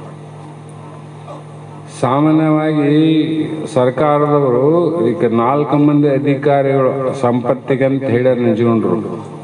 ಚೋರರ ಭಯ, ಚೋರರಂದ್ರೆ ಕಳ್ಳರ ಭಯ, ಯಾರದೇ ಇಲ್ಲ ಸಂಪತ್ತು. ಎರಡನೇದು ದಾಯಾದಿಗಳ ಭಯ, ಅಣ್ಣ ತಮ್ಮರು ಬಿಡ್ತಾರ, ಜಮಾ ಮಾಡತಾರ. ನಮ್ಮ ತಮ್ಮ ನಮ್ಮ ಅಣ್ಣನಷ್ಟು ಶಾಣೆ ಯಾರ? ನಮ್ಮ ಅಣ್ಣ ನಮ್ಮ ತಮ್ಮ ಗಳಿಸೋನ್ ನೋಡಿ ಭಾಳ ಉಬ್ಬಿಸ್ತಾರ. ಅವನ ಗಳಿಕೆ ಜಾಸ್ತಿ ಯಾವಾಗ ಆಯ್ತಿಲ್ಲ ಅದೇ ಮಂದಿ ಜಗ್ತಾರ, ಮಗನೇ ನನಗೆಷ್ಟು ಕೊಡೋದು, ಆಯ್ತು ಪುಣ್ಯಾತ್ಮ ತಗ ಇನ್ನ ಕೊಡು, ನಾವು ಕೂಡಿದ್ದ ಗಳಿಸಿವಿಲ್ಲ, ಮತ್ತೆ ಎಲ್ಲರಿಗೂ ಬರ್ತದೆ ಭಾಗ ಅಂತ. ಅದೇ ಭಾಳ ಸಾಲ ಮಾಡಿದ್ನಂದ್ರೆ, ನೀ ಸಾಲ ಮಾಡಿದ ಮಗನೇ ನೀ ಸಂಸಾರ ಮಾಡಾಗ್ಯದ, ನಿಂದು ಒಂದು 4 ಎಕರೆ ಹೊಲ ಮಾರಿ ಕಟ್ಟು, ನಾವು ಕಟ್ಟಂಗಿಲ್ಲ ಅಂತ. ಜಗತ್ತು ಹೆಂಗದಂತ, ಗಳಿಕೆ ಮಾಡಿದ್ರೆ ಕೂಡಿದ್ದಾಗ ತಗೊಂಡಿದ್ದಲ್ಲ, ನಾವು ದುಡಿದ್ರಲ್ಲ ಕೊಡು ಅಂತಾರ. ಸಾಲ ಮಾಡಿದಂದ್ರೆ ನಿನ್ನ ಭಾಗಕ್ಕೆ ಬಂದು ಹೊಲ ಮಾರಿ ಕಟ್ಟನಂತಾರ. ಚೋರರ ಭಯ, ದಾಯಾದಿಗಳ ಭಯ, ಇನ್ನು ಅಂದರೆ ಈಗ ಇನ್ಕಮ್ ಟ್ಯಾಕ್ಸ್ನವ್ರ ಭಯ, ಸರ್ಕಾರದ ಭಯ ಅಂತ. ಇವು ಮೂರು ಪಾರಾದರೂ ಕೂಡ ಅನ್ಯಾಯ ಇತ್ತಂದ್ರೆ ಇಟ್ಟಲ್ಲೇ ಬೆಂಕಿ ಹತ್ತಿ ಸುಟ್ಟು ಹೋಗ್ತದ. ಬೆಂಕಿ ಭಯ, ಅಗ್ನಿ ಅಂತ ಬರೋದು. ಅಗ್ನಿ ಭಯ, ಚೋರ ಭಯ, ದಾಯಾದಿ ಭಯ, ಸರ್ಕಾರದ ಭಯ. ಸರ್ಕಾರದವ್ರು ಯಾರ ಮನೆಗೆ ಬರ್ತಾರೆ? ಇನ್ಕಮ್ ಟ್ಯಾಕ್ಸ್ನವರು ಎಲ್ಲರ ಮನೆಗೆ ಬರಂಗಿಲ್ಲ. ಯಾರ ಮನೆಯಲ್ಲಿ ಹೆಚ್ಚಿನ ಸಂಪತ್ತಾಗ್ತದ ಅವ್ರ ಮನೆಗೆ ಒಂದು ರೇಡ್ ಮಾಡ್ತಾರೆ ನೋಡ್ರಿ. ಮತ್ತೆ ನಿನ್ನ ಏನು ಮಾಡ್ತಾರೆ? ನೀನು ಗಳಿಸಿದ ಸಂಪತ್ತು ನಿನ್ನ ಜೈಲಿಗೆ ಹಾಕಿಸಿ. ಅನ್ನ ತುಪ್ಪ ಉಣ್ಣೋ ಬಾಯಿಗೆ ಮಣ್ಣಿನಂತ ಅನ್ನ ತಿನ್ನೋ ಪರಿಸ್ಥಿತಿ ಬಂತು. ಅದೇ ಸುಖ ಅಂತ ತಿಳ್ಕೊಂಡಲ್ಲ. ನಿನ್ನಂತ ಬುದ್ಧಿಗಡಿ ಯಾರಂತ ಮನೆಯಾಗಿದ್ದಾಗ ಅನ್ನ ತುಪ್ಪ ಕೊಡ್ತಿದ್ದಿಲ್ಲ. ಜೈಲಿಗೆ ಹೋಗಿ ಅನ್ನ ತುಪ್ಪ ಕೊಡ್ತಾರೆ. ಈ ಜೈಲಿಗೆ ಹಾಕ್ಸಿದ್ದು ಯಾವ್ದಪ್ಪ? ನಿನ್ನ ಸಂಪತ್ತೇ ನನ್ನ ರಕ್ಷಣೆ ಮಾಡ್ತದ ಅಂತ ಏನು ನೀನು ಗಳಿಸಿದ್ದೆ, ಅದೇ ಸಂಪತ್ತ ಇವತ್ತು ಏನು ಮಾಡ್ತೇವೆ? ನಿನ್ನ ಜೈಲಿಗೆ ಹಾಕ್ತೀವಿ ನೋಡ್ರಿ. ದಾಯಾದಿಗಳ ಜಗಳದಿಂದ ಎಷ್ಟೋ ಜನ ಅಣ್ಣ ತಮ್ಮರು ಹೊಡೆದಾಡಿ ಸತ್ತು ಹೋಗ್ಯಾರ. ಎದಕ್ಕೋಸ್ಕರವಾಗಿ? ಅದಕ್ಕೆ ಬಹಳ ಸಲ ಹೇಳಿದ್ ನಿಮ್ಗೆ. ಅದೆಷ್ಟು ಕೆಲಸ ಮಾಡ್ತದ ಅಜ್ಞಾನ ಅಂದ್ರೆ, ಇಬ್ರು ಅಣ್ಣ ತಮ್ಮರಿದ್ರು. ಅವರಿಗೆ ಕಾಲಾನುಕ್ರಮೇಣ 1000 ವರ್ಷ ಇದ್ರು ಕೂಡ ಬೇರೆ ಆಗೋದು ತಪ್ಪಂಗಿಲ್ಲ ಅಂತ ಹೇಳ್ತಾರೆ. ಇವತ್ತೆಲ್ಲ ನಾಳೆ ಆಗದೆ ಅದು. ಅವ್ರಿಗೂ ಸಮಯ ಬಂತು, ಬೇರೆ ಆದ್ರು. ಒಂದು ಹೊಲದಲ್ಲಿ 2 ಭಾಗ ಆದವು. ಆ ನಡು ಮಧ್ಯದಲ್ಲಿ ಒಂದು ಗಿಡ ಇತ್ತು. ಆ ಗಿಡನೇ ಮೇರೆ. ಈ ಗಿಡದಿಂದ ಈ ಕಡೆ ನಿನಗ, ಆ ಕಡೆ ತಮ್ಮಗ, ಈ ಕಡೆ ಅಣ್ಣ. ಭಾಳ ಚಂದ ನಡೆದಿತ್ತು. ಮತ್ತೆ ಬ್ಯಾರೆ ಆಗ್ತಾರ ಅಂತಂದ ತಿಳ್ಕೋಬೇಕು. ನಕ್ಕಂತ ಪ್ರೇಮದಿಂದ ಯಾವ ಅಣ್ಣ ತಮ್ಮರು ಇದುವರೆಗೂ ಬೇರೆ ಆಗಿಲ್ಲ. ಪಾಂಡವರೇ ಆಗಿಲ್ಲ ಅಂದ್ರೆ ನಾವಂಗೆ ಸುಮ್ಮನೆ ಮರ್ಯಾದೆ ಹೋಗ್ತದಪ್ಪ ನಮ್ಮ ಮನೆತನದು ಅಂತೇಳಿ ಮುಚ್ಚಿಡಬಹುದು ವಿನ ವೈಮನಸ್ಸು ಸಮಸ್ಯೆ ಬರಲಾರ್ದು ಯಾರು ಬೇರೆ ಆಗೋದಿಲ್ಲ. ಒಳಗಿರ್ತಾವಲ್ಲ. ಮತ್ತೆ ಅದರ ಜೊತೆಗೆ ಮತ್ತೆ ಸುಮ್ಮನೆ ಅವ್ರು ನಮ್ಮ ಶಾಸ್ತ್ರದ ಅಮ್ಮನವ್ರಲ್ಲ, ಅವ್ರ ಅಮ್ಮನವರು. ಅವ್ರ ಹೆಂಡ್ರು ಸುಮ್ಮನೆ ತರ. ಮತ್ತೆ ಏನಾದ್ರೂ ಅಣ್ಣಂದು ಏನಾದ್ರು ನೋಡಿದ್ರೆ ನೋಡಾತ ಹಿಂಗಾದ, ನಮ್ದು ಹಿಂಗಾದ. ಅವ್ರ ಕೇಳಿದ ಆಕೆ ಹೇಳ್ತಿಲ್ಲ, ತಮ್ಮ ಹಿಂಗ್ ಮಾಡೋಣ, ನೀನು ಹಿಂಗ್ ಮಾಡಿದ್ದಿ. ಇವೇನು ನಡೆದು ಮೊದಲೇ ಮತ್ತೆ ಅವು ಬೆಂಕಿ ಇರ್ತಾವ ಒಳಗ. ಸ್ವಲ್ಪ ಇವು ಕಟ್ಟಿಗೆ ಹಾಕಿದಂಗೆ ಆದಾಗಲೇ ಮನುಷ್ಯನ ಸಿಟ್ಟು ಬರ್ತದೆ ನೋಡಿ. ಯಾರಾದ್ರೂ ಆ ಸಿಟ್ಟಿನಾಗಿದ್ರು ಇರ್ಲಿ ಬಿಡು, ಸುಮ್ಮನೆ ಸಮಯದಾಗ ನೋಡಮ್ಮಂತ ಅಣ್ಣ ಅಂತಿದ್ದ. ಸಮಯ ಬಂದಾಗ ನಾನು ನೋಡ್ತೇನೆ ಅಂತ ತಮ್ಮ ಹೆಣ್ತಿಗಿಳ್ತಿದ್ದ. ಆ ಸಮಯದಲ್ಲಿ ಅದು ಏನಾಯ್ತು ಅಂದ್ರೆ, ಒಬ್ಬ ಅಣ್ಣನೇ ಏನಂದ, ತಮ್ಮ ಒಂದು ಮನೆ ಕಟ್ಟಬೇಕಾಗಿತ್ತು, ಕಟ್ಟಿಗೆ ಬೇಕಾಗಿತ್ತು. ಹೊಲದಲ್ಲಿ ದೊಡ್ಡ ಮರ ಇತ್ತಲ್ಲ, ಆ ಗಿಡವನ್ನ ಕಡಿಬೇಕಂತ ಹೇಳಿ ಹೋದ. ಕೊಡ್ಲೆ ತಗೊಂಡು ಒಂದು 2-3 ಕರ್ಕೊಂಡು ಹೋದ. ಕೊಡ್ಲೆ ನೋಡಿದ ಮೇಲೆ ಗೊತ್ತಾಯ್ತು ಗಿಡ ಕಡೆಕ ಹೋಗ್ತಾರಂತ. ಯಾರಿಗಾದ್ರೂ ಗೊತ್ತಾಗ್ತದ. ಊರಾಗ ಕೊಂಡಿ ಮಂಚಣ್ಣ ಅಂತಿರ್ತಲ್ಲ ಕೆಲವು ಮಂದಿ, ಅವ್ರ ಅಗಿಸಿಗೆ ಕುಂದಿರ್ತಾರೆ. ಅವ್ರದ್ದು ಎಲ್ಲಿ ಅಗಿಸಿನೇ ವಾಸಸ್ಥಾನ, ಇಲ್ಲ ಹೋಟೆಲ್ ವಾಸಸ್ಥಾನ. ಗಿಡದ ನಳ್ಳೆತ್ತಂದ್ರೆ ಅಲ್ಲೇ ಮಕ್ಕಾಮ. ಅವ್ರ ಕೆಲಸ ಇರೋದು. ಅವ್ರ ತಮ್ಮದೇನು ನೋಡಂಗಿಲ್ಲ ಅವರು. ಬಾಬಾ ಏನ್ ನಿಮ್ ತಮ್ಮ ಕೊಡ್ಲೆ ತಗೊಂಡು ಈ ಕಡೆ ಹೋದಂಗ ಆಯ್ತು ನೋಡು, ಏನ ಗದ್ಲಿದ್ದಂಗ ಅದಂದ. ನಮ್ದೇನದ ಗದ್ಲ ಅಂದ. ಕೊಡ್ಲೆ ತಗೊಂಡು 2-3 ಕರ್ಕೊಂಡು ಹೋದ. ಆ ವಿಷಯ ಆಗಿದೆ. ಇವನು ಮನೆಗೆ ಬಂದ. ಹಿಂಗಂತ ನೋಡಂದ್ರೆ ಹೋಗಿ ಹೆಂಗನಾಗ್ಲಿ ನೋಡು ಅಂದು ಹೇಳ್ತಿ ಮಾತಿ ಕೇಳಿ ಇವನು ಹೋದ. ಅವ್ರು ಗಿಡ ಕಡೆ ಕತ್ತಿದ್ರು. ಇವನಂದ, ಗಿಡ ಕಡಿಬೇಡ್ರಂದ. ಯಾಕಂದ, ಇದು ನನ್ನ ಭಾಗದಾಗ ಬರ್ತದ ಗಿಡ, ನಿನ್ನ ಕಡೆ ಇಲ್ಲ ಅಂದ. ಅವನಂದ, ನನ್ನದ್ರಾಗ ಬರ್ತದ ಗಿಡ, ನಿನಗೆ ಬರಂಗಿಲ್ಲ ಅಂದ. ಅವನು ನಿನಗಲ್ಲ ನನಗಲ್ಲ ಅಂತ ಶುರುವಾಯ್ತು. ಬಾಯಿ ಮಾತು ಶುರುವಾಗಿ ಕೈ ಶುರುವಾಗ್ಬಿಟ್ಟು. ಶುರುವಾದ್ಮೇಲೆ ಏನಾಯ್ತು, ಗಿಡ ಕಡಿಬೇಕಂತ ಏನು ಕೊಡ್ಲಿ ತಗೊಂಡು ಹೋಗಿದ್ದ ತಮ್ಮ. ಆ ಸಿಟ್ಟಿನ ಭರದಲ್ಲಿ ಅಣ್ಣನ ತಲೆಯನ್ನೇ ಕಡಬಿಟ್ಟರು. ಯಾರ ತಲೆ ಹೋಯ್ತು? ಯಾವುದಕ್ಕೋಸ್ಕರ ಹೋಯ್ತು?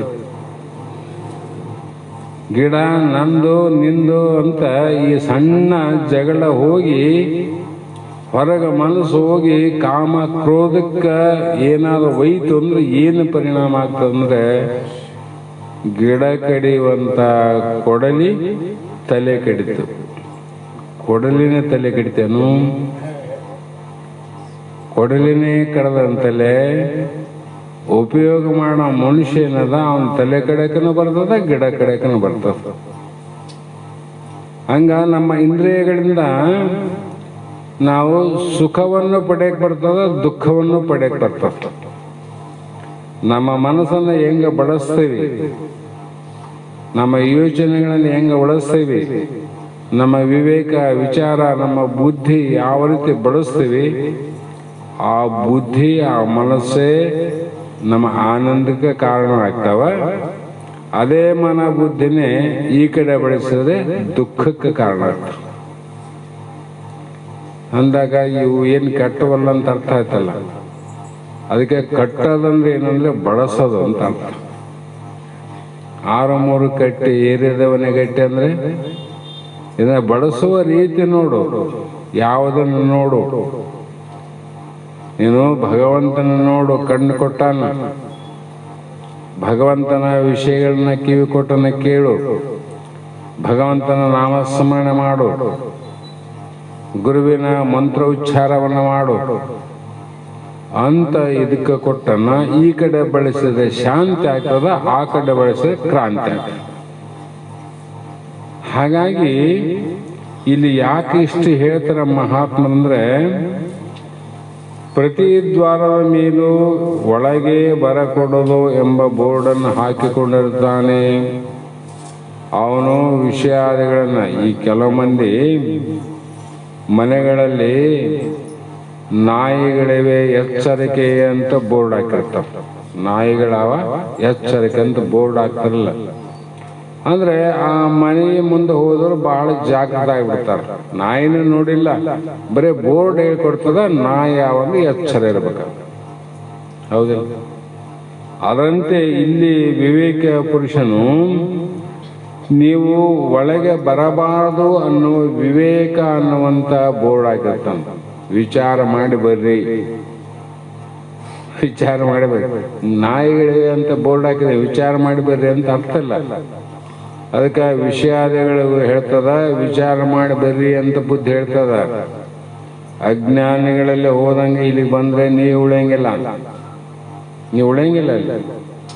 ಹಂಗ ನಾವು ಯಾವಾಗಲೂ ಮನಸ್ಸನ್ನ ಎಲ್ಲಿ ಇಡಬೇಕು ಅಂದ್ರೆ ಬರೀ ಆತ್ಮಾನುಸಂಧಾನದಲ್ಲಿ, ಒಳ್ಳೆ ವಿಚಾರದಲ್ಲಿ, ಒಳ್ಳೆ ಜ್ಞಾನದಲ್ಲಿ ದೊರಕಲೇನು ಅದರಲ್ಲೂ ಸಂತೃಪ್ತಿ. ಕೊನೆಗೆ ಭಗವಂತ ನಮ್ಗೆ ಏನು ಕೊಟ್ಟನ ಅದರಲ್ಲಿ ತೃಪ್ತಿ ಪಡೋದು. ನಮ್ಗ ತೃಪ್ತಿ ಅಂದ್ರೆ ಆನಂದ ಅನ್ನೋದು ಅನ್ನ ನೀರಿನಲ್ಲಿಲ್ಲ, ಒಡವೆ ಬಯ್ಯಾರದಲ್ಲಿಲ್ಲ, ಮುತ್ತು ರತ್ನದಲ್ಲಿಲ್ಲ, ಭೋಗ ಭಾಗ್ಯಗಳಿಲ್ಲ. ಆನಂದ ನಮ್ಮಲ್ಲಿ ಆದ. ನಾವು ಮೃಷ್ಟಾನ್ನ ಭೋಜನವನ್ನ ಮಾಡಿ ಅದನ್ನ ಊಟ ಮಾಡಿ ಉಳಿದದ್ದನ್ನ ರಾತ್ರಿ ಇಟ್ಟು ಅಳಸಿದ ಅನ್ನವನ್ನ ಮುಂಜಾನೆ ಭಿಕ್ಷುಕರು ಕೊಡ್ತೀವಲ್ಲ, ಅಂಥ ಊಟ ಮಾಡದಂತ ನಮ್ಗ ಮುಂಜಾನೆ ಎದ್ದು ಹೇಳ್ತೀವಿ, ಯಾಕ ನಿನ್ನೆ ಊಟ ಸರಿಯಾಗಿಲ್ಲ, ಹೊಟ್ಟೆ ಒಂದು ನಮೂನೆ ಆಗ್ತದ, ಸಮಾಧಾನ ಇಲ್ಲ ಅಂತ. ಇವನು ಬಿಸಿ ಬಿಸಿ ಉಂಡವನು, ಆಡಿಸಿದ ಉಂಡವನು ಆನಂದವಾಗ್ತಾರೆ. ನಮ್ಮಪ್ಪ ಪುಣ್ಯಾತ್ಮ ಅಮ್ಮ ಇಟ್ಟು ಭಿಕ್ಷೆ ನೀಡಿದ್ರು ಎಷ್ಟು ಆನಂದ ಇತ್ತು ಅಂತ ಅವನಂತಾನ. ಏನು ಅನ್ನದಲ್ಲಿ ಆದ ತೃಪ್ತಿ ಮನುಷ್ಯನಾಗ ಅದ? ಅನ್ನದಲ್ಲಿ ಆದ ಬಿಸಿ ಉಂಡವನಿಗೆ ಆಗಿಲ್ಲ, ಆಡಿಸಿದ್ದು ಉಂಡವನಿಗೆ ಆನಂದ ಆಯ್ತು. ಅಂದ್ರೆ ದೊರಕಲ ಏನು ಅದರಲ್ಲೂ ಸಂತೃಪ್ತಿ. ಭಗವಂತ ಏನು ಕೊಟ್ಟನ, ಬದುಕಕ್ಕೆ ಏನು ಬೇಕಾಗ್ಯದ, ಬದುಕಕ್ಕೆ ಏನಾಗ್ಯದ, ಗಳಿಸೋದಕ್ಕೆ ನಮ್ಗೆ ಬಹಳ ದುಃಖ ಆಗ್ಯದ. ಬದುಕಕ್ಕೆ ಯಾರಿಗೂ ದುಃಖ ಆಗಿಲ್ಲ. ಎಷ್ಟು ಮಂದಿ ಬದುಕ್ತಾರೆ? ಆ ಕಾರಣದಿಂದ ಸದಾ ಜಾಗರೂಕರಾಗಿರಬೇಕು. ಇದು ಜಾಗರೂಕರಾಗಿರಬೇಕಾಗಿತ್ತಂದ್ರೆ ಜಹಾಂ ರಾಮ ಐ ತಹಾಂ ಕಾಮ ನಹಿ, ಜಹಾಂ ಕಾಮ್ ಐ ತಹಾಂ ರಾಮ ನಹಿ. ಎಲ್ಲಿ ರಾಮನ ಅಲ್ಲಿ ಕಾಮ ಇಲ್ಲ, ಎಲ್ಲಿ ಕಾಮನ ಅಲ್ಲಿ ರಾಮ ಇಲ್ಲ. ಮೊದಲು ಹೇಳಿರಲಿಲ್ಲ, ಇನ್ನೊಂದ್ಸಲ ಬೇಕಾದ್ರೆ ಹೇಳ್ತೀನಿ.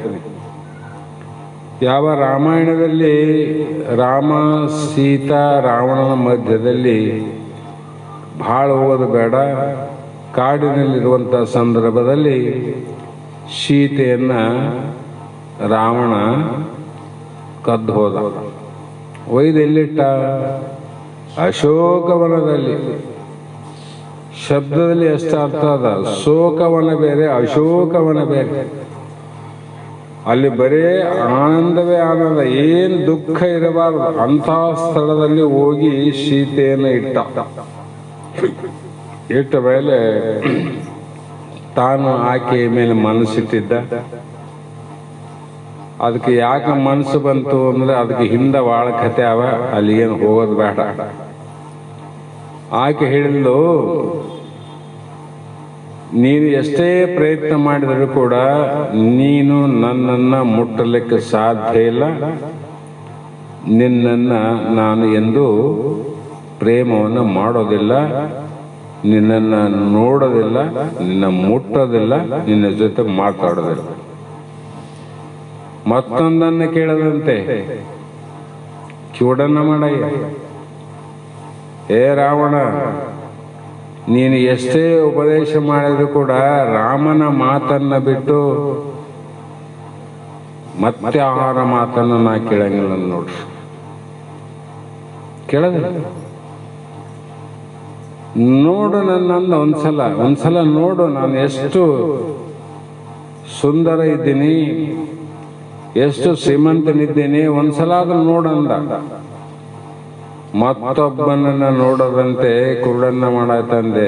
ನನ್ನ ಕಣ್ಣು ಏನಾದ್ರು ನೋಡಿದ್ರೆ ರಾಮನ್ನ ನೋಡ್ಬೇಕು ವಿನ ಮತ್ತೊಬ್ಬನಲ್ಲ ಅಂದ. ಒಂದ್ಸಲ ಆದ್ರೂ ಮುಟ್ಟಿ ನೋಡಂದು ಇಲ್ಲ ಅಂದ್ರೆ, ನಾನು ಏನಾದ್ರೂ ಮುಟ್ಟಿದ್ರೆ ರಾಮನನ್ನೇ ಮುಟ್ಟಬೇಕು ವಿನ ಮತ್ತೊಬ್ಬ ಪುರುಷನಲ್ಲ. ಕೊನೆಗೆ ಸೋತ, ಅವನು ಪ್ರಯತ್ನ ಮಾಡಿ ಸೋತ. ಚಿಂತೆ ಹೆಚ್ಚಾಯ್ತು. ಯಾಕೆ ಚಿಂತೆ ಹೆಚ್ಚಾಗ್ತಂದ್ರೆ ಅದಕ್ಕೊಂದು ಮಾತು ಬರ್ದಾರ, ಅದಕ್ಕೆ ನ ಭಯ ನ ಲಜ್ಜಿತಂ ಅಂತ.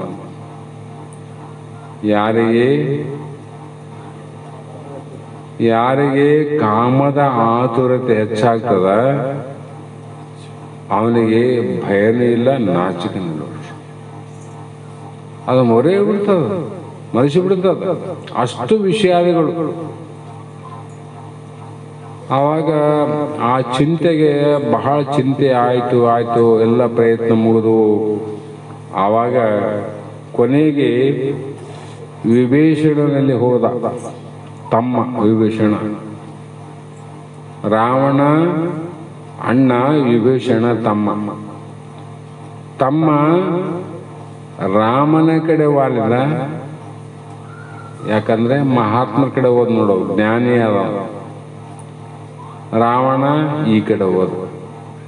ಅಂದ್ರೆ ಒಂದೇ ಗರ್ಭದಲ್ಲಿ ಹುಟ್ಟ್ಯಾರ. ವಿಭೀಷಣ ರಾಮನಿಗೆ ಸಂಗ ಮಾಡಿದ. ಇವನು ಕುಂಭಕರ್ಣ ಅಂತಿದ್ದು ಯಾರು ಮಗ, ಸಹೋದರ ಕುಂಭಕರ್ಣ. ಅವನ ಮಗ ಯಾರು? ಇಂದ್ರಜಿತ. ಕುಂಭಕರ್ಣಿಂದ ಅವನು 6 ತಿಂಗಳ ಮಲಗೋದು, 6 ತಿಂಗಳ ಎಚ್ಚರ. ವಿಭೀಷಣ ರಾಮನ ಕಡೆ ಹೋಗಿ ಬುದ್ಧಿವಾದ ಹೇಳಿದ, ಅಣ್ಣ ನೀನು ಹಾಳಾಗ್ತಿದ್ದಿ, ಕೆಟ್ಟೋಗ್ತಿದ್ದಿ, ಇಂಥ ಕಾರ್ಯವನ್ನು ನೀವು ಮಾಡಬಾರದು, ದಯವಿಟ್ಟು ಸೀತಾಮಾತೆಯನ್ನು ತಾಯಿ ಅಂತ ತಿಳಿದು ಬಿಡು ಅಂದ. ಬಿಡಂಗಿಲ್ಲ ಅಂದ. ಅದೇ ಕುಂಭಕರ್ಣ ಯೋಚನೆ ಮಾಡಿದ, ಏನು ಅಣ್ಣ ಅಂದ, ಇಂಥ ನಿದ್ರೆಯಲ್ಲಿ ನನ್ನ ಎಬ್ಬಿಸಿದ್ದಿಲ್ಲ, ಏನಂತ ಕಷ್ಟ ಬಂದ ನಿನಗ ಅದು ಹೇಳಂದ. ಇಲ್ಲ, ನನಗೆ ಈ ಥರ ಆಗಿದೆ, ಆಕೆಯನ್ನ ಮುಟ್ಟಬೇಕು, ಮಾತನಾಡಬೇಕು, ನೋಡಬೇಕಂದ್ರೆ ಈ ಥರ ಆಗಿದೆ ಪರಿಸ್ಥಿತಿ, ನಾ ರಾಮನ ಬಿಟ್ಟು ಮತ್ತೆ ಏನಿಲ್ಲ ಅಂತ. ಅದೇನು ದೊಡ್ಡ ಕೆಲಸ ಅಂದ. ಯಾಕಂದ್ರೆ ಯಾರ್ಯಾರ ಬುದ್ಧಿ ಹೆಂಗಿರ್ತದ ಹಂಗ. ಅವನ ಬುದ್ಧಿ ಮಾತು ಹೇಳಿಲ್ಲ ಅಣ್ಣಗ, ವಿಭೀಷಣ ಹೇಳಿದಂಗೆ ಹೇಳಿಲ್ಲ. ಅದೇನು ದೊಡ್ಡ ಮಾತು ಅಣ್ಣ ಅಂದ. ಏನು ಮಾಡ್ಬೇಕಂದ, ರಾಮನ ವೇಷವನ್ನು ಹಾಕೊಂಡು ಹೋಗಂದ. ಯಾಕಂದ್ರೆ ಅವರಿಗೆ ವೇಷವನ್ನ ಬದಲಾವಣೆ ಮಾಡೋ ತಪಶಕ್ತಿ ಇತ್ತು. ನೀನು ರಾಮನ ವೇಷ ಹಾಕೊಂಡು ಹೋಗ್ಬಿಡು, ಮತ್ತೆ ನಿನ್ನ ನೋಡ್ತಾಳ, ಮುಡ್ತಾಳ, ಮಾತಾಡ್ತಾಳ, ಎಲ್ಲ ಮುಗಿದ ಹೋಗ್ತದಲ್ಲ. ಇಷ್ಟ್ಯಾಕೆ ವಿಚಾರ ಮಾಡಿದೆ, ಸಣ್ಣ ಕೆಲಸ ತಿಳಿಲಿಲ್ಲ ನಿನಗಂತ. ದುರ್ಬುದ್ಧಿ ಎಷ್ಟು ಸರಳ ಕೊಡ್ತಾರ ಉಪದೇಶ. ಅವಾಗ ಹೌದಲ್ಲ ಅಂದ, ಖರೆ ಅದ. ಆದರೂ ಕೂಡ ಅದನ್ನ ಮಾಡಿ ನೋಡಿ ನೀನ್ ನನಗೆ ಹೇಳೋದು ಬೇಕಿಲ್ಲ ಅಂದ. ರಾಮನ ವೇಷ ಹಾಕಿನೂ ಹೋಗಿದ್ದೇನಂದ. ಹೌದಂದ. ಮತ್ತೆ ಏನಾಯ್ತಂದ, ಎಲ್ಲಿ ತಮ್ಮ ಇಲ್ಲಿ ರಾಮ ಅಂತ ವೇಷ ಹಾಕ್ತಾನೆ, ರಾಮ ಅಂದಲ್ಲೇ ಕಾಮನೆ ಹೋಗ್ತದ ನನಗೆ. ರಾಮ ಅಂತ ರಾಮನ ವೇಷ ಧಾರಣೆ ಮಾಡಿದ್ಮೇಲೆ ಕಾಮನೆ ಇಲ್ಲ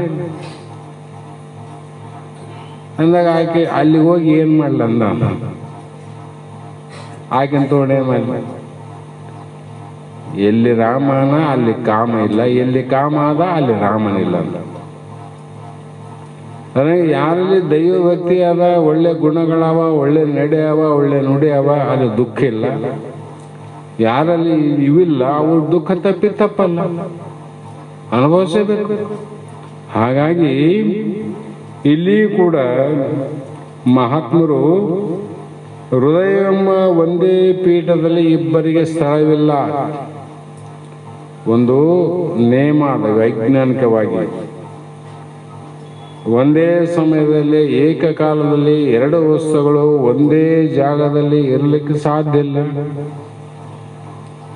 ಈಗ ನಾನಿಲ್ಲಿ ಕುಂತೀನಿ, ಇದೇ ಸಮಯದಲ್ಲಿ ಇನ್ನೊಬ್ಬರು ಇದ್ರ ಮೇಲೆ ಕುಂಡ್ರಕ್ ಬರ್ತದೇನು?